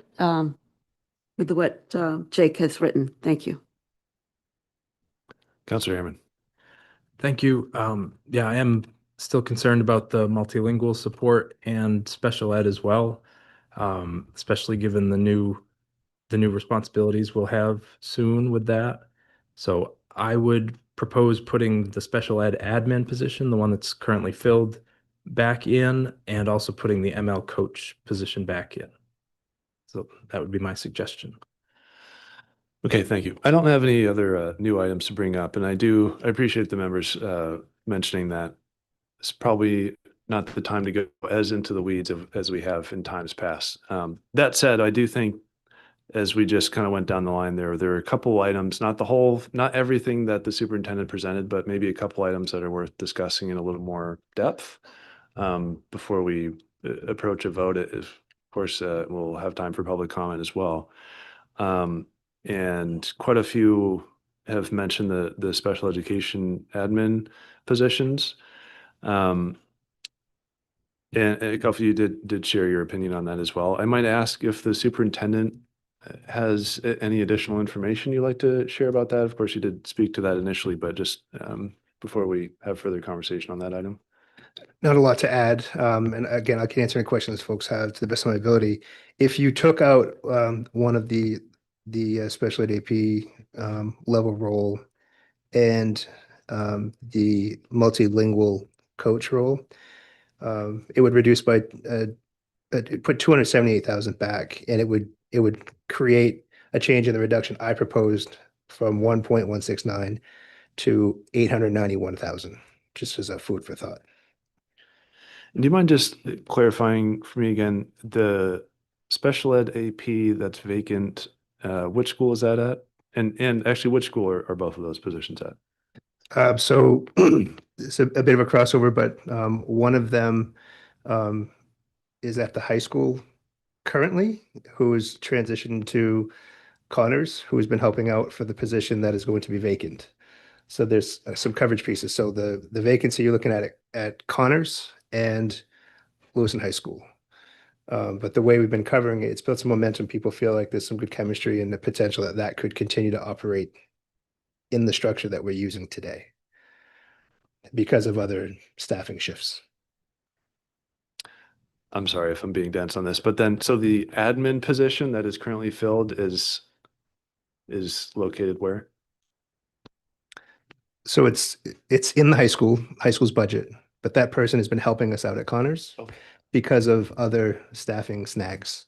But it's gotten some traction, and so it's made us wonder if that's a viable option and direction as it sits. Understood. Thank you. Okay, so members have shared a little bit of thoughts on this topic. Any other comments or questions that members would like to make regarding these two special education positions in the budget? Member Hurd. Thank you. Where that's what I had concern about, if it's working and what they're doing now is working, then I'm a little less concerned about it, I guess, where it's, again, it's not broke, don't fix it. So if it's, again, I feel that nothing's easy, but I feel like that's kind of a win. Member Eames. I think I didn't understand that. So currently, it's a high school, it's a person whose budget is located in the high school, but who's actually working in Connors. But that's the one that's going to go away unless we ask it to come back. Is that is that correct or is that wrong? There are, in the budget, there are 2 special ed APs at the high school. Connors has had some staffing challenges, as we know. And because of that, we have asked for, and one of them agreed to go to Connors Yeah. to help. Just do the day. Let's Yeah. get to the end of the year, make sure we're not dropping the ball on our kids and our staff. And it's actually going really well. And so from a 2 to potentially a 1 at the high school, if you adopt this with some supports, we would then take the person who's still budgeted at Connors, and it would essentially be a net loss of 1 special ed admin there. So there'd be 1 at Connors, 1 at the high school. And then the other role is connected to our day treatment program. And we believe that that's built enough that can function without an additional oversight. So we're still what I'm trying to figure out is what you just described. Is that what you proposed, or is that what we're talking about adding back? So Do you understand that's the reduction that you're seeing. The proposed reduction is that configuration of 1 at the high school. Okay, 1 so at what you Connors. proposed was what you described. Okay, Yes. all right, okay. And if you put 1 back, it would be talking about where that person fits best. And I would want to talk with Kirsten, because if she has some ideas about if something's added back, she may use it differently than we have in the past because of what we've learned about the staffing pattern. Member Bowden. I just want to say that once we take it out, we're not getting it back. Once it's removed, that's it, because what happens every single year? Budget's too high and we need to reduce more every single year. So I think it would be really foolish of us to get rid of any of our special ed positions at this point, because those numbers just continue to grow. Any other comments on this topic? Yes, Member Harper. Folks expressed concern around CDS, young kids coming in. Our understanding, if I'm not mistaken, is that the state is preparing to compensate per child for that. So theoretically, like, we would be adding in staff when we add in those. I just wasn't sure if there was anything you could speak to regarding, and maybe also to Member Bowden's point about, like, what is it that we're seeing for trends? And I mean, I don't want to like rehash all the stuff that you've probably already done, but just in order to help us understand these choices. Sure, let me see if I can help with that. So it's a separate funding source. So anything that we would use to support the CDS students coming in. So to Member Bowden's point about needing someone to sort of lead that effort and help with the organization and all of that, all of those things would be an additional person who would be funded outside of the current structure of our special ed budget. So it would be, in a way, it's very similar to the way in which we receive funding for our pre-K classroom. It's a separate funding model. It's a separate part of it's not the same, but it's similar. Separate funding model. It's separate from our K-12 funding model.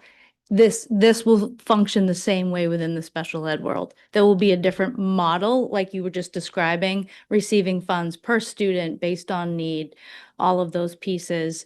And in those costs includes administrative costs, includes all of these the director or coordinator or whatever that might be. So that is definitely something we have been talking about, but it would be outside of the pot of money that we're talking about right now as we look at where these positions sit. Can I throw a caveat? That's what the state funding model is currently. I do worry about that over multiple years. I don't think it's a concern from next year. And volume wise, I think we were looking at somewhere between 60 and 80 kids that would need some level of service, not necessarily a full day of school. And that would be starting 1 year from this coming fall. Did you have a follow-up to that? So, you know, and then I think Member Bowden was talking about additional like climb growing, for example, like just the amount of students each year is growing that are not CDS. I guess, is that, you know, something you want to speak to in regards to these positions? Yeah, the concern with climb right now is that we could add a dozen students next year. Definitely 10, could be up to 12 as far as the kids that we're doing screenings with right now. And that is absolutely a concern of ours. I'm not pushing for these reductions. I just know that we have a reality that we're facing. I know that Director Crafts could put very good use to positions that stay in the budget. These positions currently don't work in the climb program, though, correct?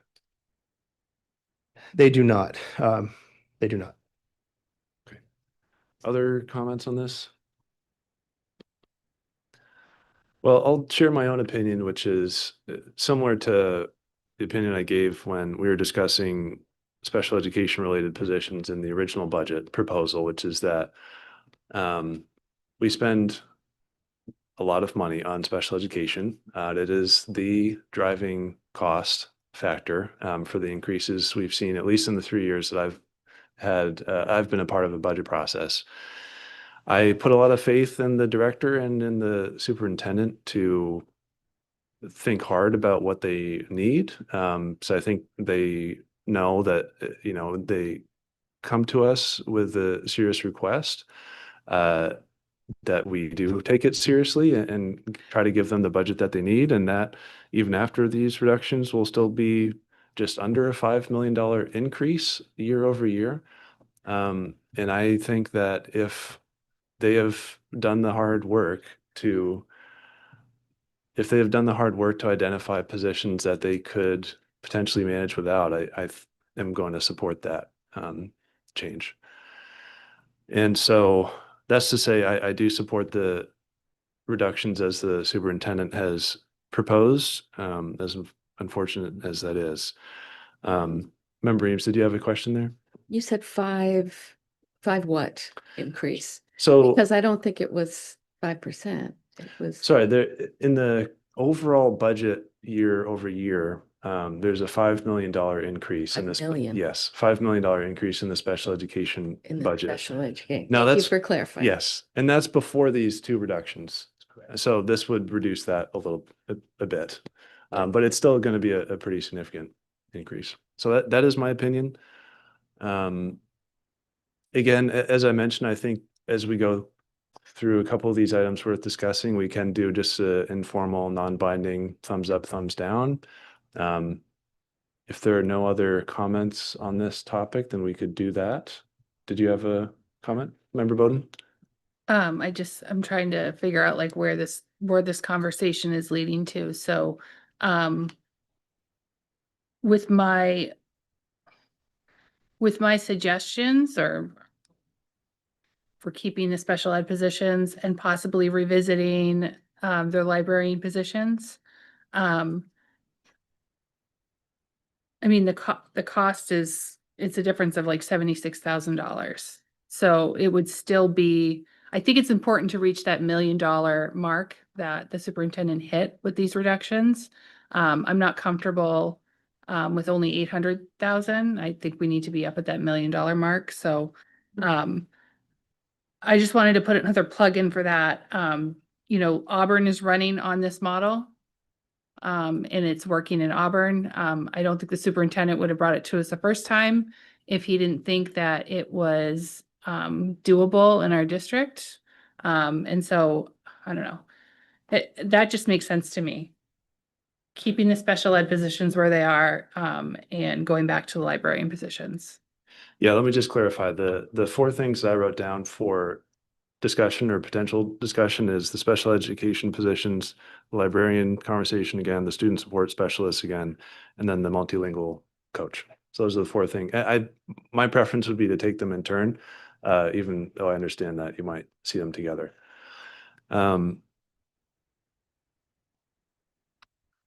So I think also, and I think you, Member Bowden, brought this up the last time we did this. I think it might be best to start with on each topic, just a thumbs up or thumbs down on how the superintendent proposed it.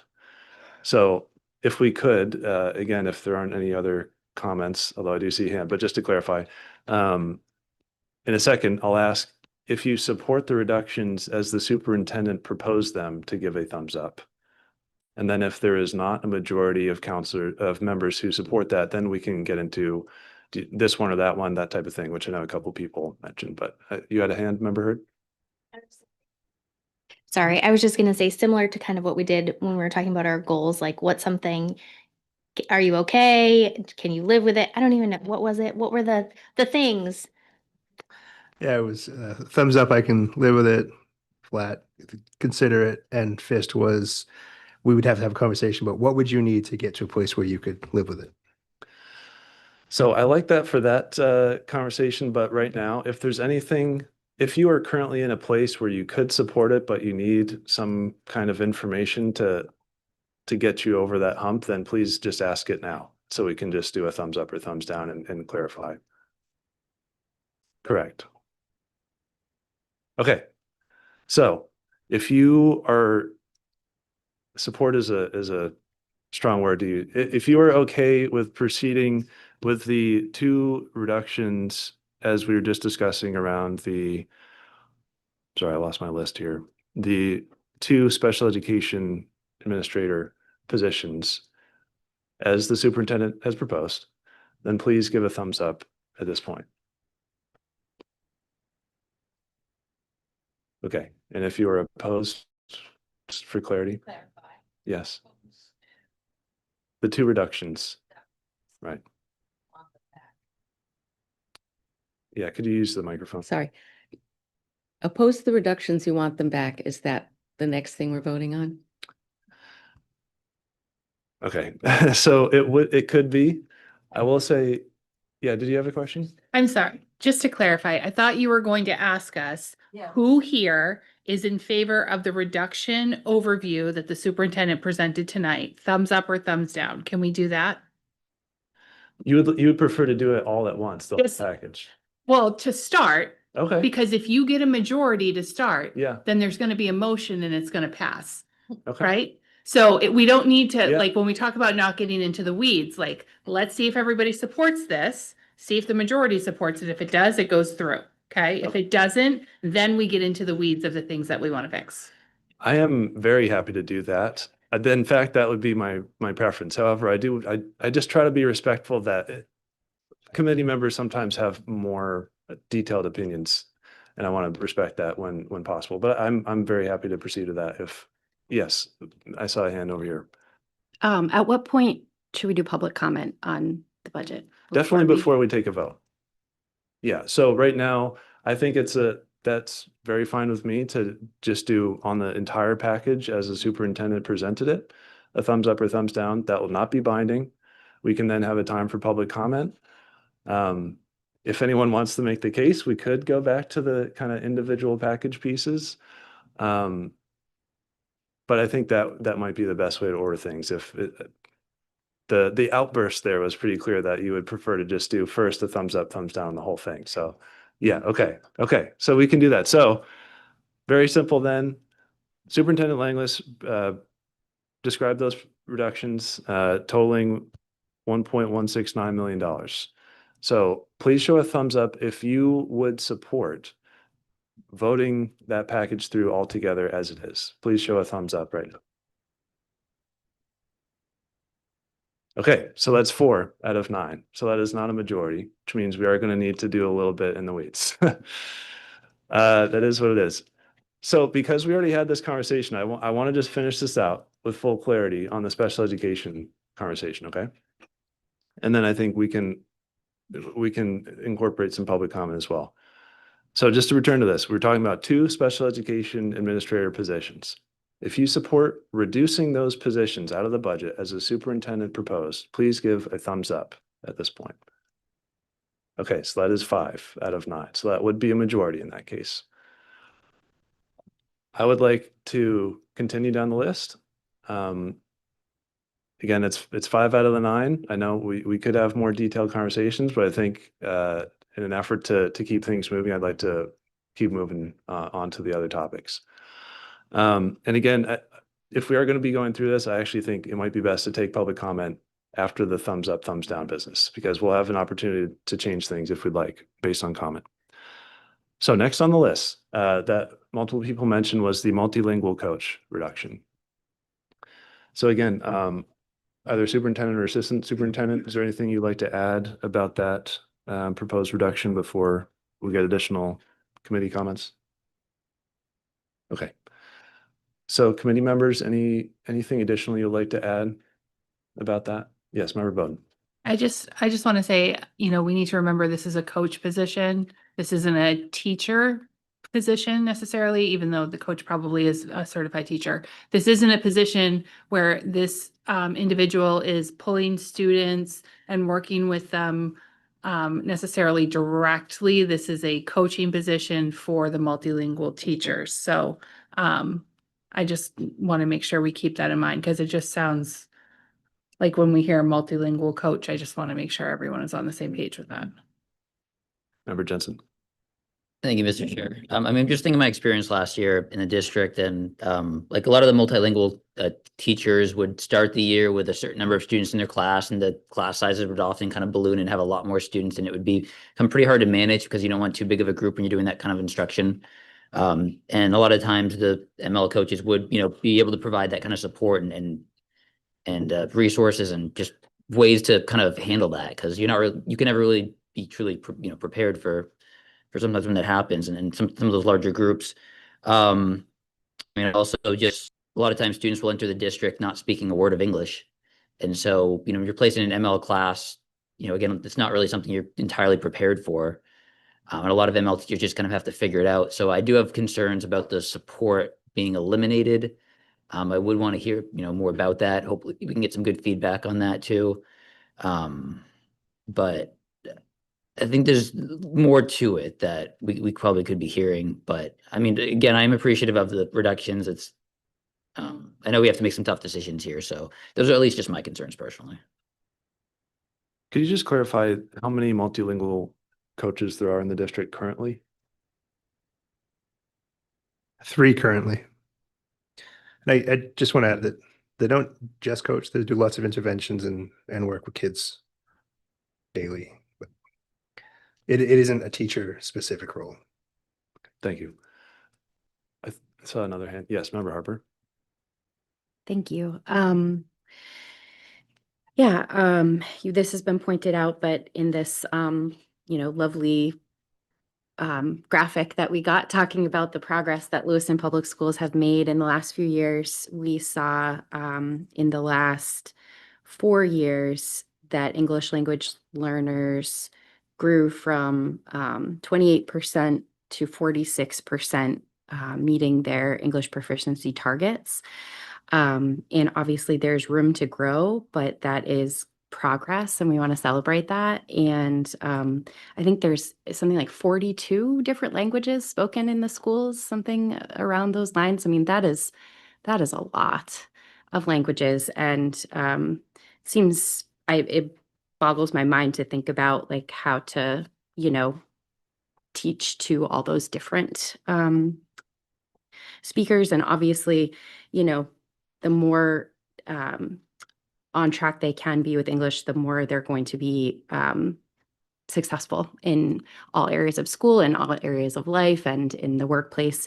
So I just worry that, even though that person is retiring this year, it's, someone's not losing their job, but the loss will be felt in the next school year. So, yeah, I think that's just my concern with eliminating that particular coach position. For this one would be split between the middle school and the high school, I believe is the role. And right now there's another person serving as a split. Yeah. Thank you. Was there, yes, my Reeves. Given what just happened with the special ed, I think we'd still be over $1 million if we kept the ML coach. So I'd just like to put that out there too.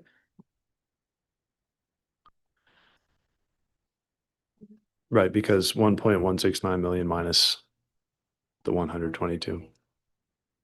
I think this one is 122, yeah. Yes, member Heard? So I know we're talking like dollars here. With the position, the person retiring, we don't know who's coming into that position. So it could be a higher step. They could be taking more benefits. They could be taking less benefits. So I think to put an actual like number, say like we're going to add this back in, and it's only going to be 122,000. We don't know what that's going to be. It could be more. It could be less, depending on who is hired for that position if we decide to put it back into the budget. So just want to keep that in mind. So again, if we end up hiring, then it's maybe you're under the million, maybe you're a little under the million. So you don't really know. And again,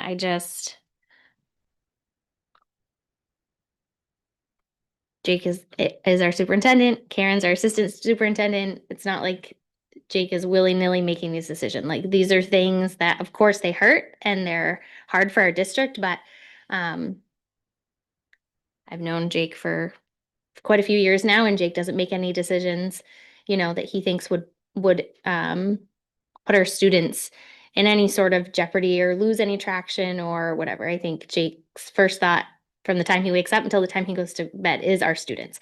And so again, I just don't want to keep rehashing this and, nitpicking this, beating a dead horse. So. Member Glant, I saw your hand up.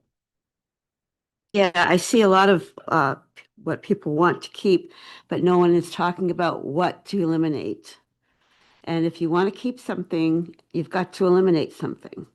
And if you're not going to make it $1 million, why bother? People are going to want to see a cut when they go to vote next. So that's my opinion. Thank you. Did you have your hand up, Counselor Herman? I was just gonna say that all of the positions we hire, we don't necessarily know exactly what salary they're going to be. There's a little wiggle room with every position. So it all kind of evens out in the end. I'll share my own opinion on this one. It's a vacant position and I think we need to take it. That's my opinion. I think it is, overall, the multilingual program is a very vital service and in all kinds of ways. In this case, I just think we need to take the reduction. I trust, again, similar to the special education program, I put a lot of faith in the administration of this program to identify what is possible to work with. And if this is a vacant position that we are able to eliminate at this time, I think we should do it. And that is my opinion on this one.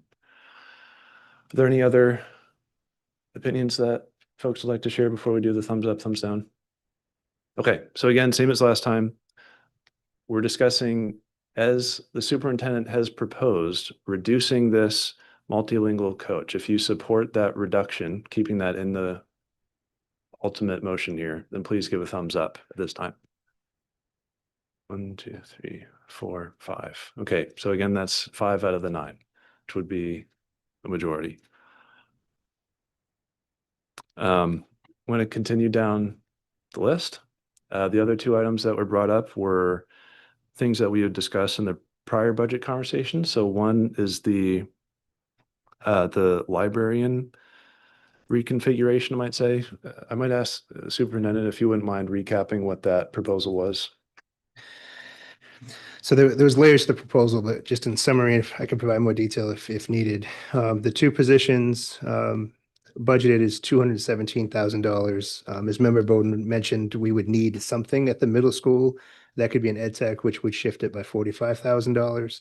And so if you did decide to make that shift, you'd be looking at a district-wide librarian model, and your savings would be $172,620 if you put an ed tech at the middle school.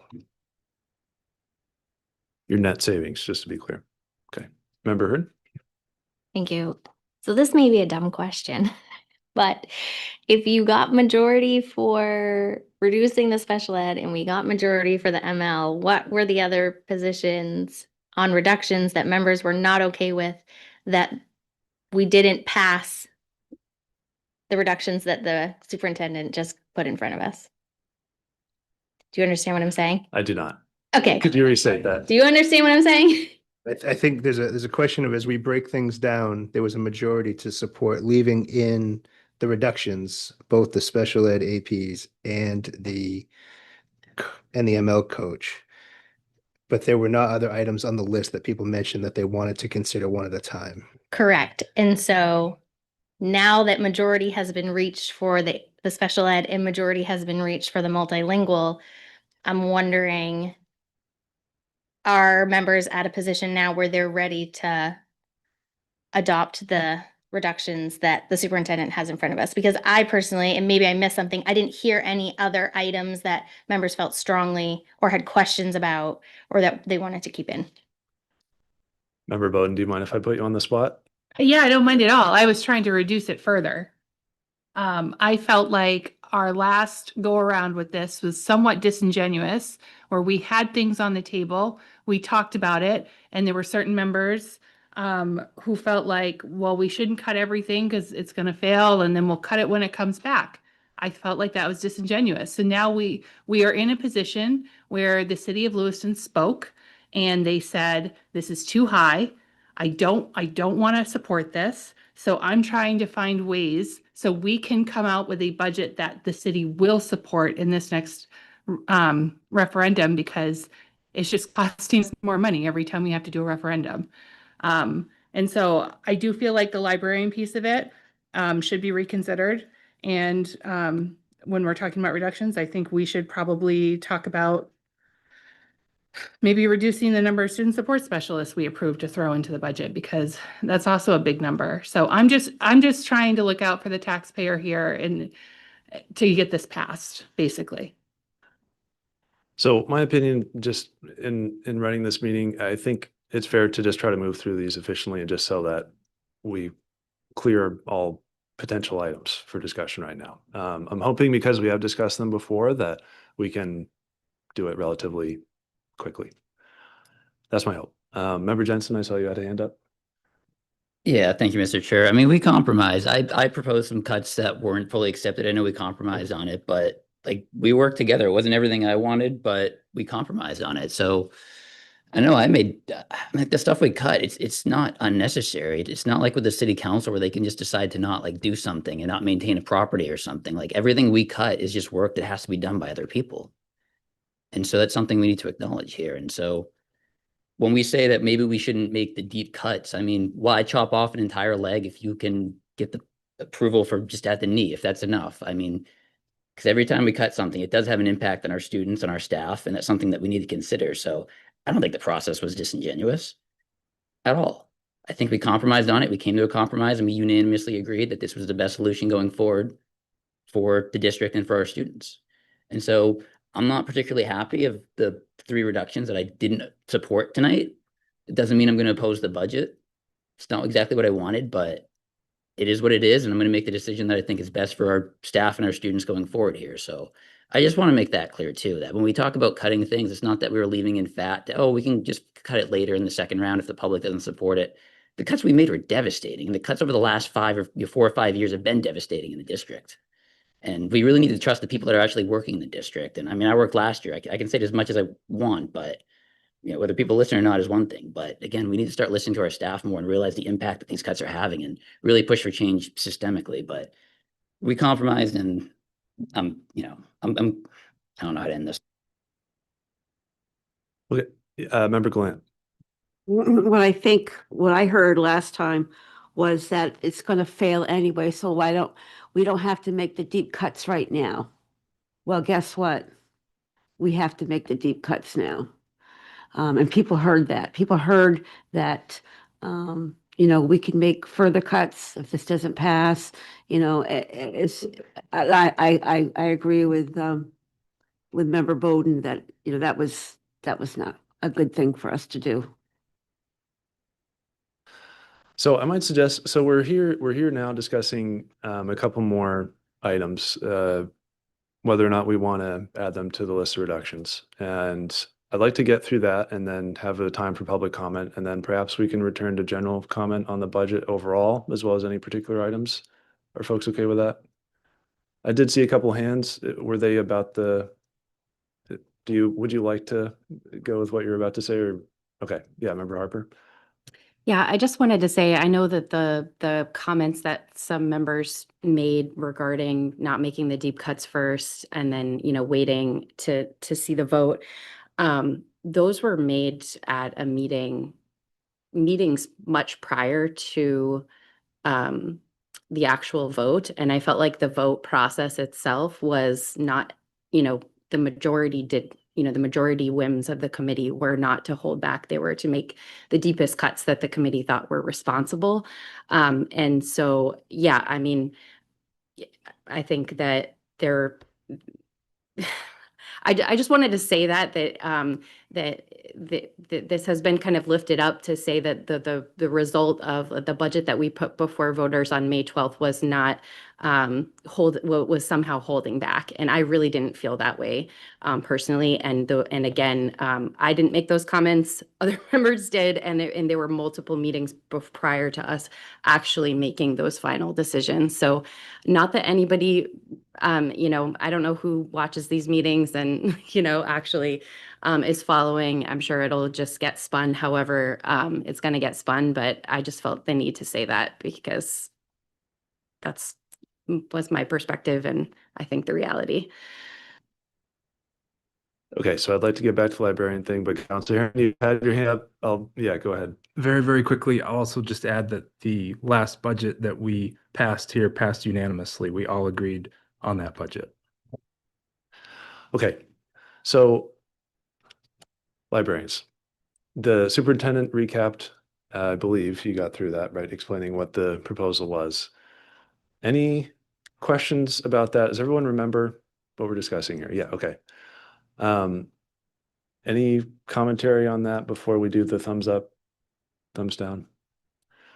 I do want to share my opinion again, which I think I may have shared previously and actually relates to something Member Hurd said earlier, which is I found that to be a relatively big change for what actually on net would have been a small amount of money. And this is a case where the budgeting for the new replacement position takes that, whatever it is, median, I forget the exact number, but $75,000, say, where the actuals for the current people in those positions were higher than that because they have they've been around for quite a while. They've had all their step increases, the benefits, and so on. And that I think in reality, depending on how those positions moved around, those individuals, I should say, moved around following the reductions, I think the net savings to the district, it seemed unlikely to be as significant as the change to the function of the school libraries would have been. So that was my opinion about it then and now, and why I'd rather not make that reduction. So that is my opinion on that. Any others that folks would like to share before we proceed? Member Bowden.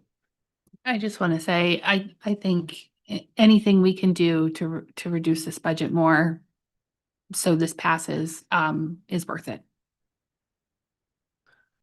Was there another hand? Yes, Member Harper. I very much understand the stress that taxpayers are facing and our need to make cuts. I I also try to hold our responsibility to make sure we have high quality functioning schools, you know, in equal measure with that. And so I feel very strongly that we do need to continue to cut. I also, you know, this when it comes to the librarians, there's just numerous studies showing how, especially in economically disadvantaged communities, how they can impact literacy rates for those kids. And, you know, we've heard many impassioned testimonies from staff who talk about the critical nature of the librarians in supporting them with research and a variety of things, digital media literacy skills for the next generation.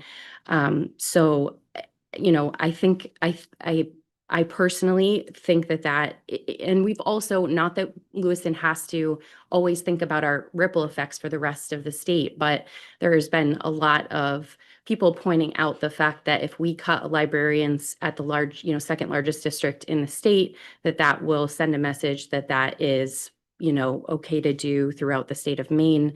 And I know that, you know, folks have brought up that Auburn follows this model. Auburn is also smaller than Lewiston schools. So I just want to, for me personally, I think it's a line that we should hold if at all possible. And yeah, I won't be voting to cut librarians. Member Hurd. Thank you. So I think we need to remember that we're not closing and locking the doors. That's not what's happening in our district. Our students will still be able to access the library. And I think we also need to think about how students access and research information now. And that is changing. And I mean, I can tell you, I don't access the library. My children don't access the library. I have a Kindle. I don't read paper books. I want it right now at my fingertips. And that's just a personal preference. But I think we also need to remember that we're not talking about cutting access to the library or limiting access to the library or taking the library away from our district. We're talking about I don't want to say redistrict, but restructuring. Thank you. That's where I was looking for. Restructuring our staff to make it work. Is it a perfect world? No. But again, are we looking at cutting a classroom position? Or are we looking at restructuring our staff so library looks a little bit different but still has access? And so if, again, we're talking about tax dollars, and I'm again being conscious of it, and we have heard a lot, and I would personally, I would rather redistrict something or restructure some things within our schools and keep classroom teachers than not, and potentially have to come back again and look at different harder cuts. And so if there's a potential savings there, I think we have to, even if it's a small one, it's still a savings. And so I think we have to consider it. Okay. So just to recap, the original proposal in the prior set of budget conversations was to reduce the librarian at the Lewiston Middle School, the librarian at the Lewiston High School, and to add librarian jointly from middle school and high school and a ed tech at the Lewiston Middle School. That was the prior proposal. If you support that proposal, please show a thumbs up now. Okay, so that's 3 out of the 9. So that was not a majority in that case. Just gonna write that down. Okay, so let's continue on. The next item was the 5 student support specialists. Do you mind, Member Bowden, actually just clarifying that one, and then I'll ask the superintendent to. Yeah, no, I was just looking for more reductions, and since that was added into the budget, not reduced from the budget, or kind of another yeah, thank you, like another restructure. That was, I mean, that's $402,000, 313 that we're adding in. So I was just looking for a way to reduce that a little bit. Possibly having one for the 5 elementary schools. I guess I don't fully understand because we don't have like, I mean,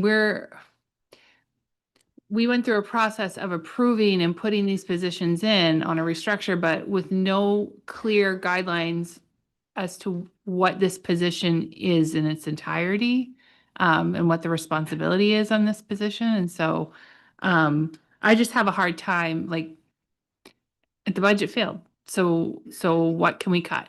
Something that we just added in that we haven't actually used yet. We haven't actually created yet. So how do we drop that down? And so, I mean, we don't have to go with just one, but that was where I wanted to start the conversation. Do you have something to add before the superintendent recaps, Counselor Harriman? I was just going to ask if he could recap. I believe, if I'm remembering correctly, that these positions were proposed as a response to other positions that were reduced, and I was just wondering if that is what he was going to cover. Yes, I would ask that of the superintendent, if you could remind us of not just those positions, but the larger context of the others that were, in some cases, reduced related to it. Yeah, I think there was a lot of discussion about reductions that we had looked at, but also as it relates to student behaviors and how do we support teachers and reduced administration with the behaviors that we're seeing in our classrooms. And so we looked at a dean-like model, and we talked about both MTSS, which is our multi-tiered systems of support, which are required by law, but also having someone available to assist with the kid as the hotspot instead of looking at clearing a room and having 18 kids not get instruction while one is struggling to be able to be safe in the moment.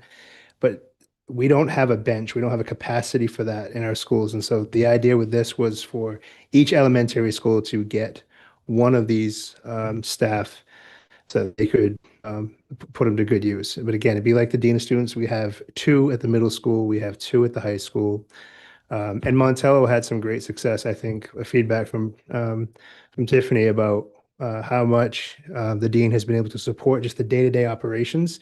And I think that was part of my springboard of, if every elementary school had this, how many more minutes could be saved for instruction in the classroom because these folks are available to help with those other hotspots.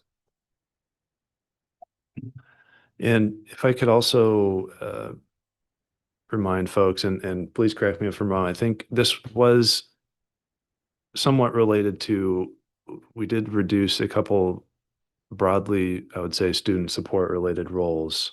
The family engagement coordinator at Montello, the SEL coach at Geiger, and the SEL integrationist at Connors. Can you remind me, were there any others that were part of that package? SEL at Farwell, and I don't believe all of the social work and counselor positions got put back. I believe we put one at we kept the one at Montello and put one back at Geiger, and maintained, is it middle school or high school? There was one other, I can check my notes, but it wasn't all of the things that were sunsetting from grants that were concerning. Yeah, thank you. Any comments that members would like to make, or any questions about that? Member Harper?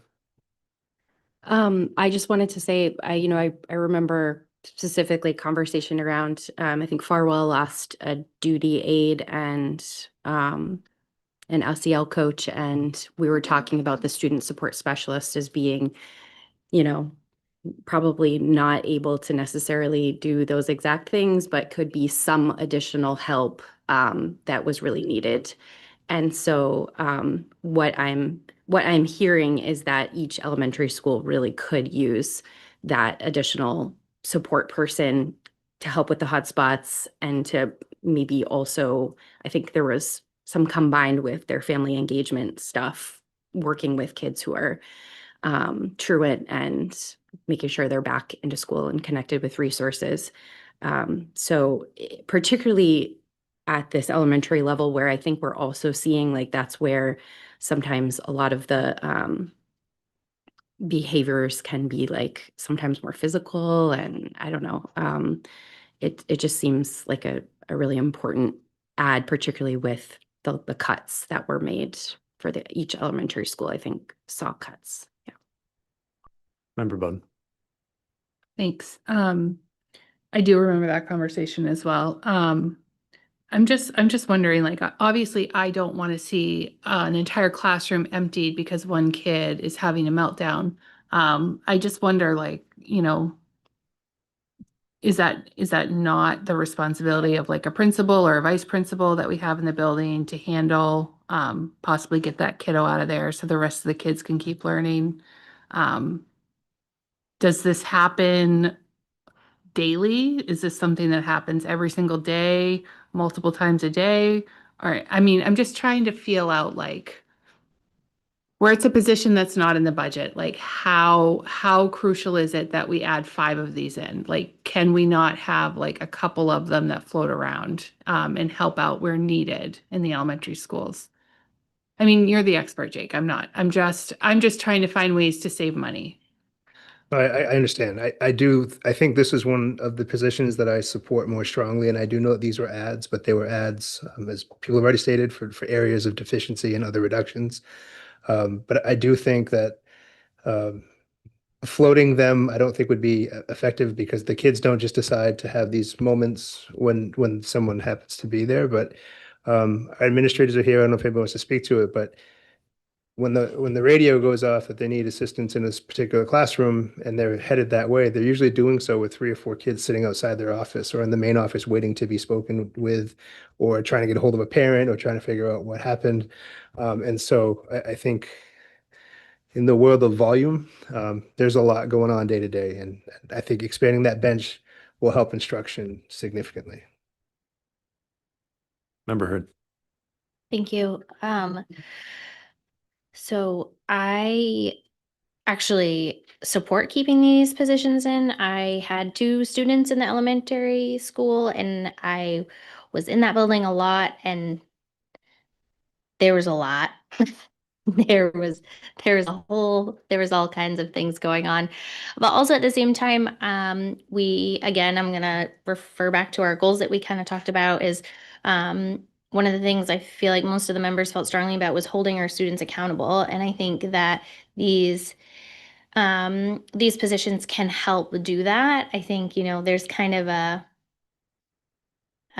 stigma maybe in our district that like something happens, their behavior, a student goes down to the office and comes back to class with a lollipop. And so we obviously know that that doesn't happen, but I think if we want to hold our students accountable and not combat those types of things as they get older, middle school, high school, I think my hope is the intended use of these positions is along those lines of, diffusing hotspots, holding our students accountable, helping them make safe choices. I know Member Bowden asked, like, how often are these classrooms getting, emptied? And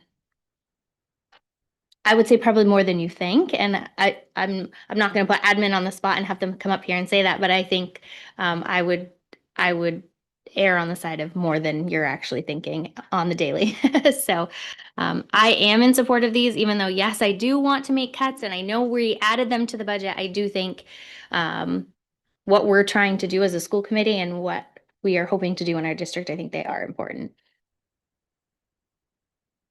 Any other comments on this group before we do the thumbs up, thumbs down? Okay, so if you would support removing those 5 student support specialist positions. Go It ahead. was not to remove all 5. It was just to reduce it down to maybe 1 or 2. Okay, if you would support reducing down from, if you, sorry, let me think about how to phrase this. I think you heard what Member Bowden just said. If you would support adding only 2 of these positions to the budget instead of the previously proposed and agreed to 5, then please give the thumbs up now. Okay. Okay, so that's just 1 in that case.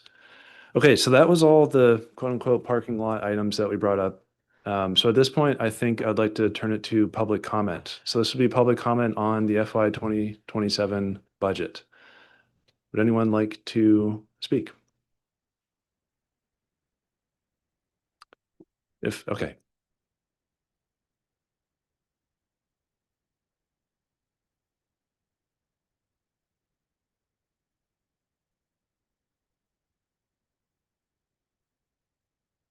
Go ahead. Hi, Krista St. Cyr. I'm the multilingual coach at the middle school. And I did want to just clarify for the committee that the multilingual coach does work directly with students. I am in classrooms every day. And this cut will have an impact on the middle school and the high school. However, I urge you to approve the superintendent's proposed additional reductions to pass this budget. Do not add additional reductions back into the budget, as some of the discussions have been tonight. We cannot afford to lose any more staff who work directly with our students, and further cuts will directly harm our students and the supports they rely on every day. There is no more capacity left to absorb the impact at this point. And as Member Jensen said tonight, every cut, every time we cut, something, it has an impact. Every cut means more work for other people, and it also means less for our students.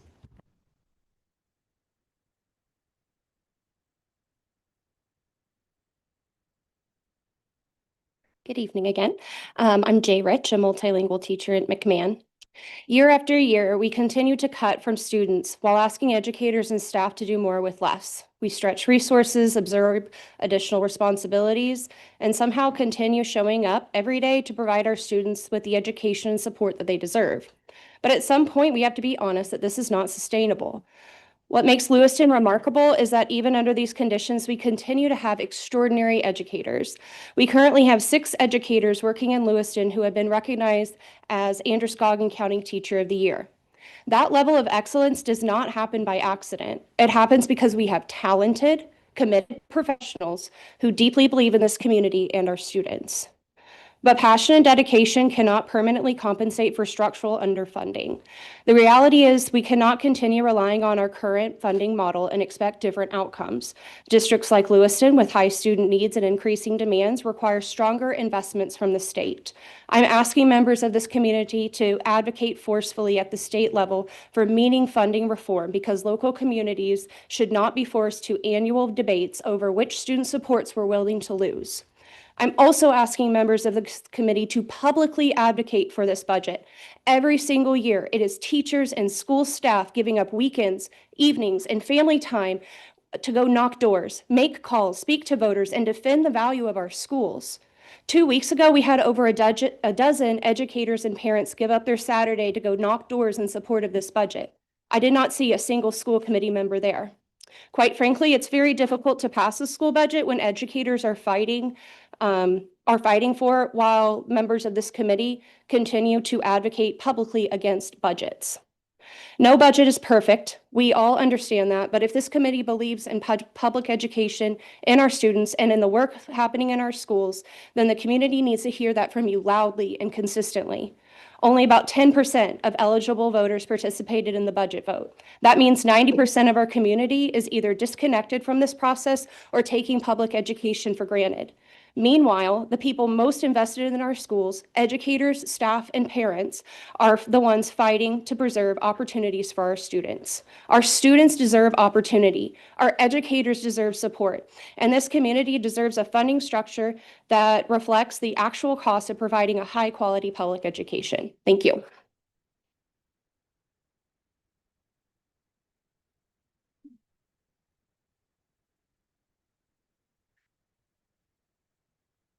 Hello, I'm Julie Gomez and I live in Ward 4. I am a retired teacher. And so I know about budgeting and where it comes from. I really urge you to think of the students, and every cut really affects them in the classroom. That is one thing that I've totally know. And every cut to personnel affects them, every single one. The ESPs, the librarians. I can't imagine a school without librarians. One librarian for the district. Is that what you said? I'm hearing that model. I know a model where I taught where they did similar, but it was one licensed certified librarian for all the elementaries with ed techs in the schools. And it was not the same services. It isn't, because it's just not the same certification, the same learning, the same education, teaching those students, because librarians teach, they don't just hand out books. So I strongly urge to do as much as you can to not cut staff, because it affects all students. Thank you.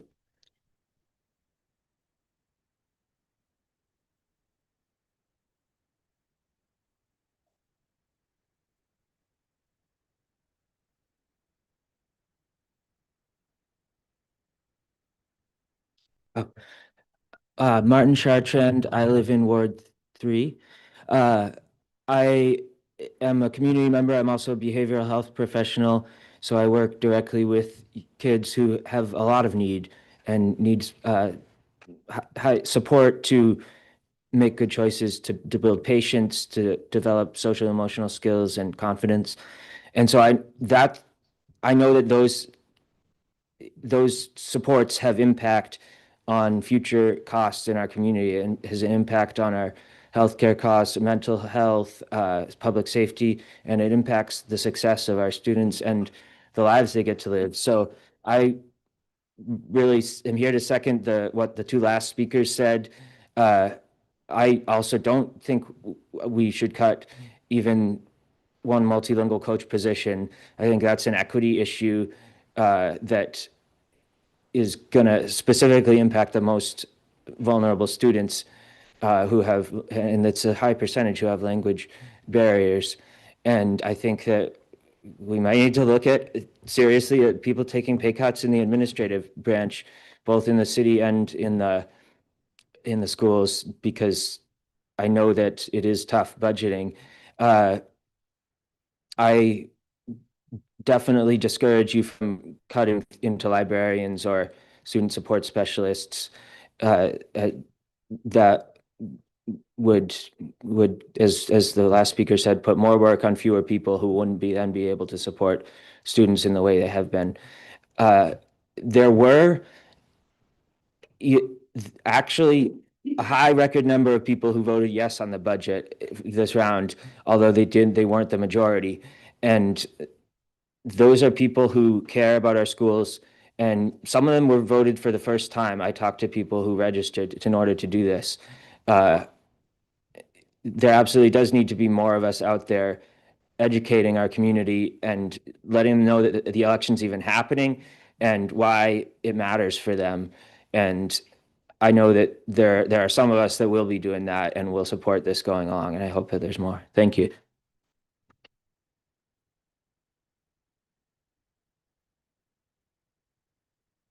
Thank you. Any other public comment at this time? Okay, seeing none, we'll come back to the committee. So I'm just going to recap. Well, it's a simple recap, I suppose. We seem to have arrived back at the superintendent's proposal. Any further comments by members of the committee? Yes, Member Hawkins.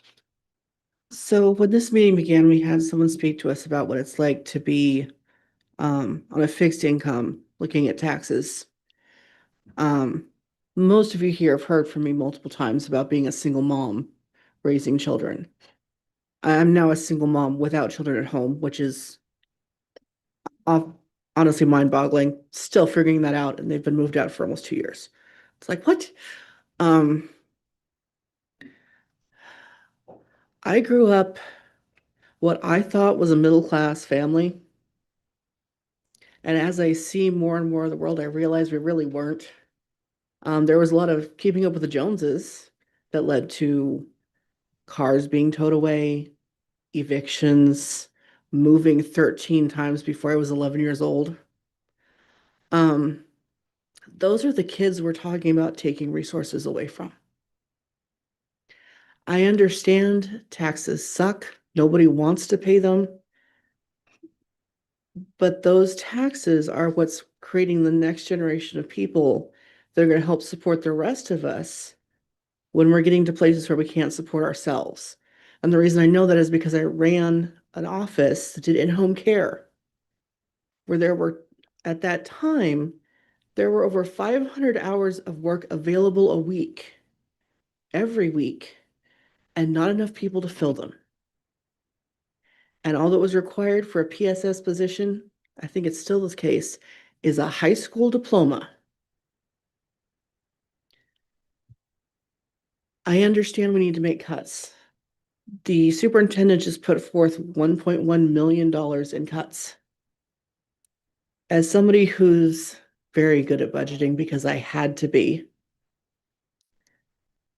I remember the school calling, "Why don't you have internet at home?" Well, I can buy food this week, or we can have internet this month.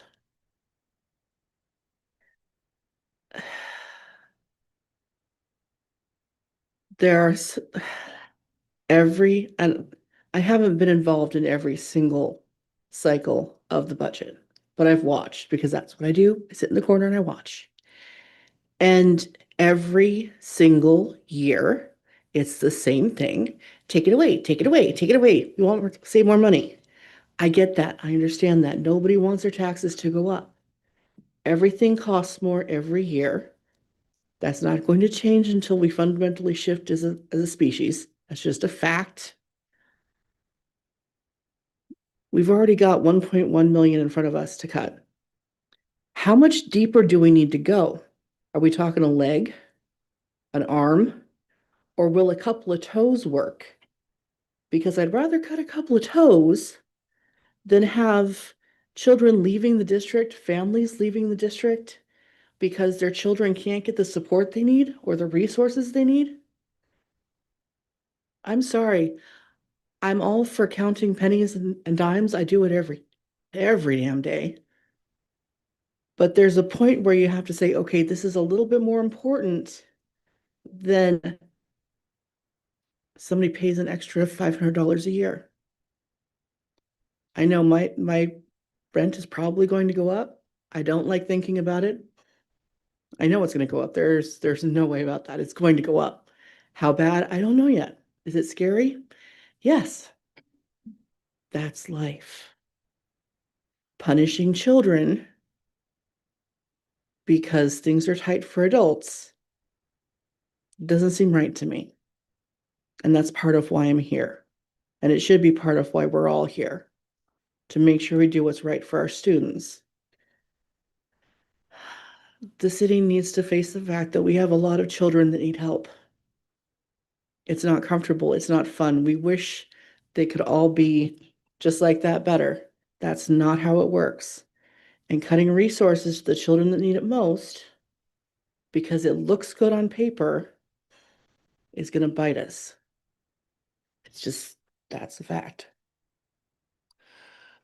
Okay, I do see a hand, but just, I have, and I'm sorry to spring this on administration right now, but just, I'm going to ask this in case it takes a minute to pull up. One thing, because of the revaluation, we didn't have a chance to do, which we normally would, which is how does this translate to dollars on a median valued home? Is that something that is possible to discuss at this point because the city informally is postponing by a year? Is that something that we have available? Yeah, so on our revenue sheet, we have the ability to calculate with the information that we have available to us. And at this time, an increase on a $150,000 home using the not moving forward level, if that makes sense. If things stay as is, this proposed increase is a 3.37% increase of $68.85 on that $150,000 home as proposed. Thank you very much. I'm pleased that you had already done that. So thank you. Member Hurd, you had your hand up? Thank you. So I would actually like to make a motion to approve the superintendent budget recommendation with additional reductions totaling $1.169 million. Second. Okay, so it's moved by member Hurd, seconded by member Jensen. Any further comments or questions? Yes, member Jensen. Thank you, Mr. Chair. I'm just gonna run through a little list here I have. I guess I want to recognize Member Harper's concerns regarding public feedback and how quick the process is, and kind of out of necessity too. So I definitely wanted to recognize that, and you're certainly not alone feeling that. A lot of people seem to speak more about our budget to the council than us. I've gotten, I think, 2 emails about this one that we've talked about here. Even the last budget, I mean, I got no emails, no communication, really about it. What I got was to pass it, but anyone who was opposed to it, they certainly did not email me, or contact me or call me by any method.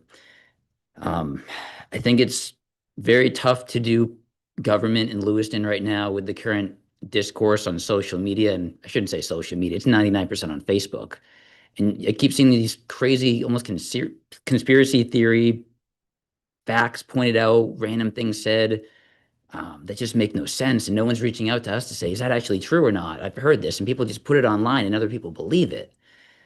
I'm appalled that a lot of the attacks that have been levied on school staff members, particularly our superintendent, and I'm appalled at our society's inability to do anything about it, because you can't hold people accountable on social media, even though the people running it make billions of dollars, and couldn't care if our kids lived or died, as long as they're making money off of them. That's just the reality that we're in, and we as a society haven't quite caught up to how we hold those people accountable. And it's really, really hard to do government here. And I mean, like, we're all human beings. We all have families. We can all take the hits. We kind of sign up for this, but I know my family members absolutely hate seeing things said online about me, as I'm sure all of you guys probably have in the same boat. It's so disappointing that the times we're in right now. So no, I mean, obviously I made it clear tonight that I didn't support all the cuts that were, recommended tonight. I do think it's in the district's best interest to support it, so I am going to vote for this tonight. I don't want to see any further cuts, and I really hope that this passes. I would make a suggestion too about our communication strategy. Is I think there's almost less concern about the yearly impact from like last year, and more concern about like why the budget's so high in the first place. And if I realized anything over the last few weeks of trying to reach out and talk to people, is people don't realize just why the budget's so high in the first place. And the answer is pretty simple: unfunded mandates, unfunded mandates from the state and the feds. Our tax system in Maine means that these mandates get pushed on municipalities, and we have to pay for it. We have no choice. And the communities that don't have the same issues that we have and the same need that we have, we're subsidizing their low property taxes. When we don't tax the wealthiest Mainers and these corporations at a fair rate, we're subsidizing that in the city. We have to pay for that. When we cheer on cuts to education at the federal level, we have to make up the difference here locally. And a lot of people will cheer those on and then be mad that their property taxes are going up, and they just don't seem to make the connection. So I think it's really incumbent upon the media to be educating people about this. I think the last 15 years, 20 years in Lewiston, particularly since the recession, we have not had good media coverage on what the school budget has actually been about, why it keeps increasing. So to me, I think the fault entirely lies on the media to not inform the public. But we have to live in the reality that we're in and do the best that we can to communicate those issues. So I guess if it's possible to try and get more information out about, like, I would love to put a dollar amount on what we spend on federal and state mandates versus everything else. And if we make it clear, this amount that we spend, this huge amount of the budget is because of the state and feds, it's not because of anyone or anything locally, I think that could make a difference. And I know that's kind of a big ask. I'm not an accountant. I wouldn't even know how to go after that and try and find that out. But that's definitely something that I've realized that it might help us with the public, because I think a lot of people just don't realize that. And they think that it's just local issues are causing, or like mismanagement, things like that, which is entirely untrue. I do want us to recognize the crisis that we're in, the crisis that we've been in for several years. If we hadn't had the pandemic happen, I mean, the budget was pretty rough in my first cycle in 2017. It was worse in 2018. It was worse in 2019. I left to join the city council in 2020 after that. And I mean, if the COVID funding hadn't come in, that was just kind of a pause on things. But we're back to the same cycle that was happening before, not because of local issues, again, because of state and federal mandates. And it is disappointing the timing of the reeval as well. You know, when I was on the council in 2020, we absolutely had plans to start the reevaluation process. We knew it had been put off for too long and needed to be done. And then again, COVID hit. We didn't know what the world would look like a year from now. And we had to make a zero increase budget for a couple years. And the reval was one of the sacrifices we made. You know, I'd still kind of live with that decision, knowing how things turned out. Maybe we should have pushed forward with it. But again, COVID was pretty wild times.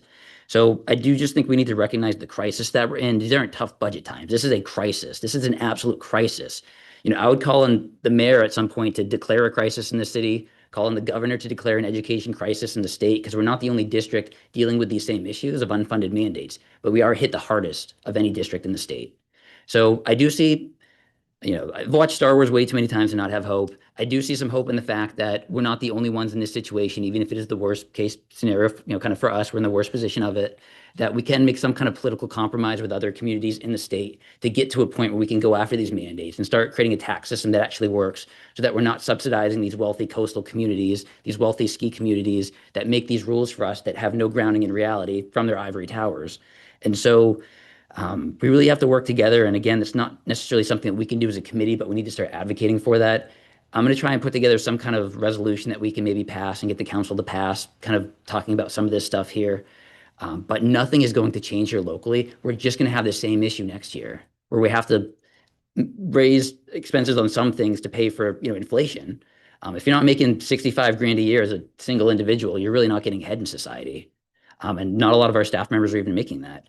And so we have to have these increases yearly, and we're going to have to keep making cuts, and it's only going to get worse until we change the system itself. So I say all that to say that, you know, I will support this budget. I am very hopeful for the future, and I'm going to, you know, fight like heck as much as I can to make some changes going forward. But I'm just really hoping the community can kind of understand the situation we're in, get behind this, and we can really push for change in the state. Any other comments before we vote? Member vote. Yeah, I'm just gonna keep it really quick.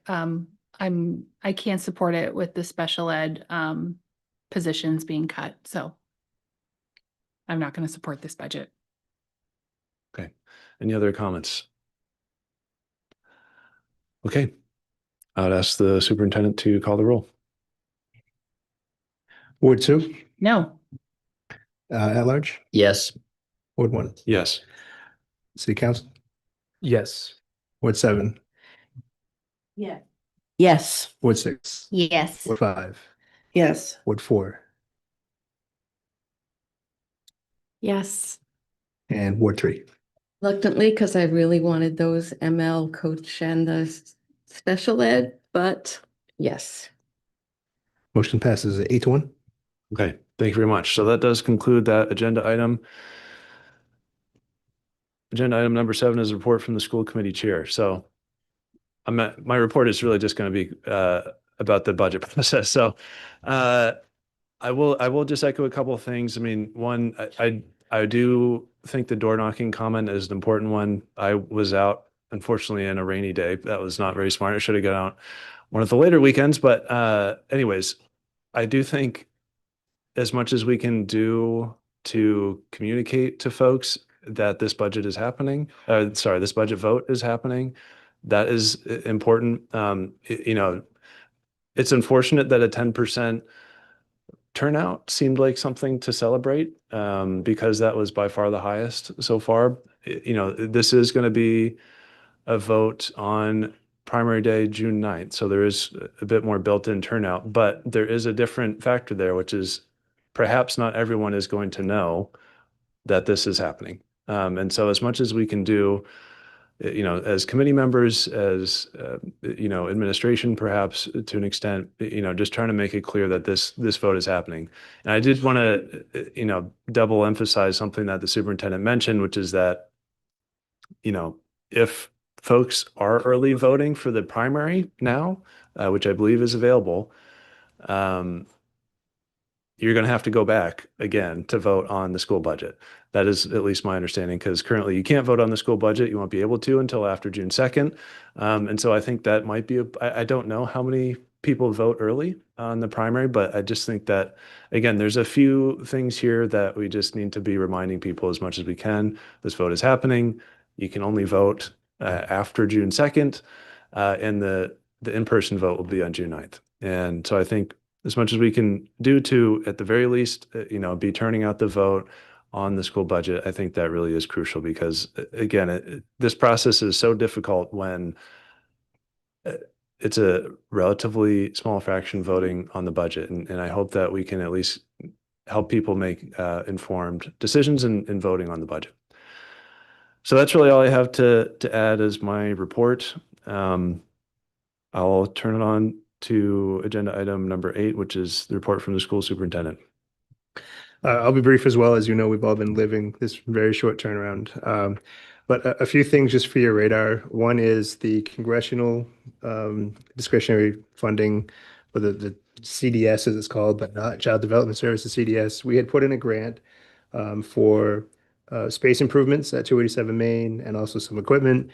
And we got notified last week that we have made it into the final stage of that.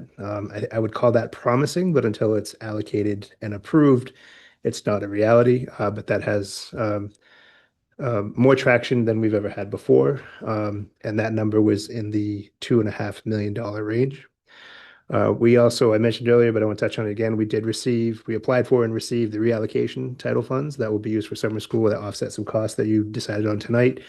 And also we have a promising note came in today about 21st Century, which is after school and summer related enrichment programming. That looks like we will have secured some funding there also.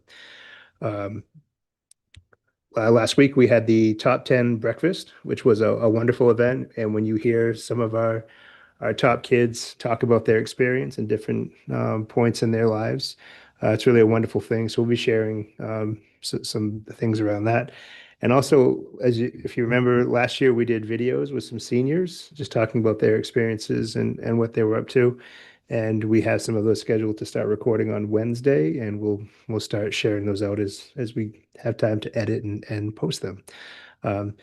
We also have been working with the Sandy Hook Promise, which is an organization that is free for us to talk about. If you see something, say something, training for kids, because we've talked about it forever, and this is actual training, but they also have a no cost to us tip line that has a notification sequence. And so we're pulling that together. We've already talked with our management and principals directors team about this. But it's a step, I think, in a good direction that will help support kids and have a space for them to go to share their concerns about any safety related things from bullying and cyber to suicide prevention to threat assessment. So we're excited to pursue that. And Member Harper had connected us with someone at their organization, and it's been great conversation. So I look forward to hearing more about that, and I'll share it with you. Any questions for the superintendent? Okay. Agenda item number 9 is the report from the city council representative. So as was mentioned earlier, the city council meets tomorrow evening, going over the final votes on the budget. Looks like now we'll have the school budget in front of us as well for the first read of that. So it's all pieces of the municipal budget, the regular operating budget, the capital improvement plan, and the water, sewer, and stormwater budgets as well. I did also want to mention a few things, a few bright spots that I've been able to attend recently. Superintendent mentioned the top 10 brunch. Also, last Thursday was Adult Ed had their graduation for the CNA pathway, and that's always a great event to go to.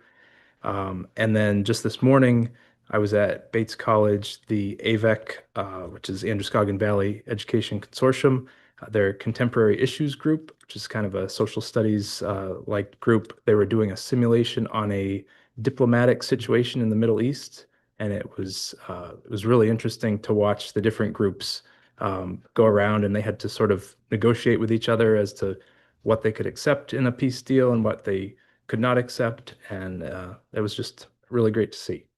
So that's all I have to add tonight. Thank you. Any questions for city council representative? Okay.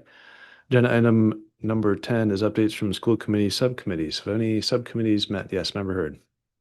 Thank you. Facilities met this afternoon at 4 o'clock here at the Green Ladle.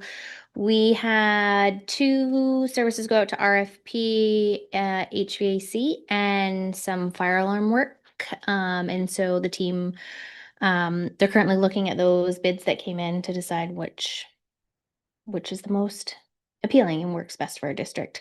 And then we did talk a little bit about utilities, so power and just some ideas around that and kind of what we're looking at. And I think Jake did share a little bit in his update when he talked about the reduction. But in talking to like other districts and other people around, what we have is, it's not great, but it's not the worst either. So we're kind of in the middle. And I think that's pretty much it. Thank you. Any other subcommittees? Yep. You've Member Reed. seen some of the results of the policy committee, and we will take under advisement the comments about the cell phones, and we'll keep going. Yes, Member Reed. Sorry, one more update. And we were talking about reduction of facilities, and just to let the committee know and the general public, we had kind of joking, we had talked about over the summer, if you see the lawns not mowed, don't be alarmed, because those are some places where we're potentially, trying to cut back a little bit. So general public, if you see the lawns are not mowed, don't email us or call us because it's purposeful. Thank you. All right. Thank you. Next up is agenda item number 11, school committee community announcements. Any community announcements from members of the committee? Yes, Member Hawkins. It's not so much an announcement as a plea from school bus drivers. And this is on my own behalf, but I know my colleagues will agree with me. If you see red flashing lights, that means stop. If you see yellow flashing lights, it means pay attention. Put down your cell phone, your mascara, your lipstick, your bagel, whatever you're doing.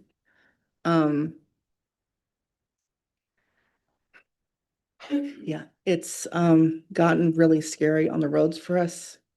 There's been things happening on a daily, not just with the school buses, but with other drivers. Yes, it's summer. We're all excited to be finally thawing out and enjoying life again. But remember, we're all trying to enjoy life and stay alive. Slow down, pay attention. That coffee is going to get cold. It's okay. I know nobody listens to this, and it's probably not going to make much difference. But spread the word. Put down the coffee. Put your makeup on when you're parked. Just please. Thank you. Yes, Member Bowden. I just wanted to say that the seniors have 6 more days. Wow. About to be unleashed on the world. An exciting thing. Okay, so agenda item number 12 is future agenda items. I just want to say our next meeting currently actually scheduled is for mid-June. Now, as was mentioned earlier, depending on how the city council acts, perhaps, we would need to have a follow-up meeting. That is, of course, something that could potentially happen, but it's not something we're going to schedule in advance a permanent meeting for. And of course, in terms of agenda topics for the future, we've teed up a bunch with that goals conversation and related topics to that. But other future agenda items, Member Jensen. Thank you, Mr. Chair. I'd like to have a discussion on the grading policy prior to the start of next school year. Grading policy, okay. All of them, or any particular school or any particular system? No, I mean, mostly at the elementary level, to be honest. Okay, thank you. Any other future agenda items? Okay. That brings us to agenda item number 13, which is to enter into executive session to conduct student A disciplinary hearing following Title 20A, Section 1001, subsection 9, et cetera. So moved. I'll second. Okay, all those in favor, please raise your hand. Any opposed? Okay,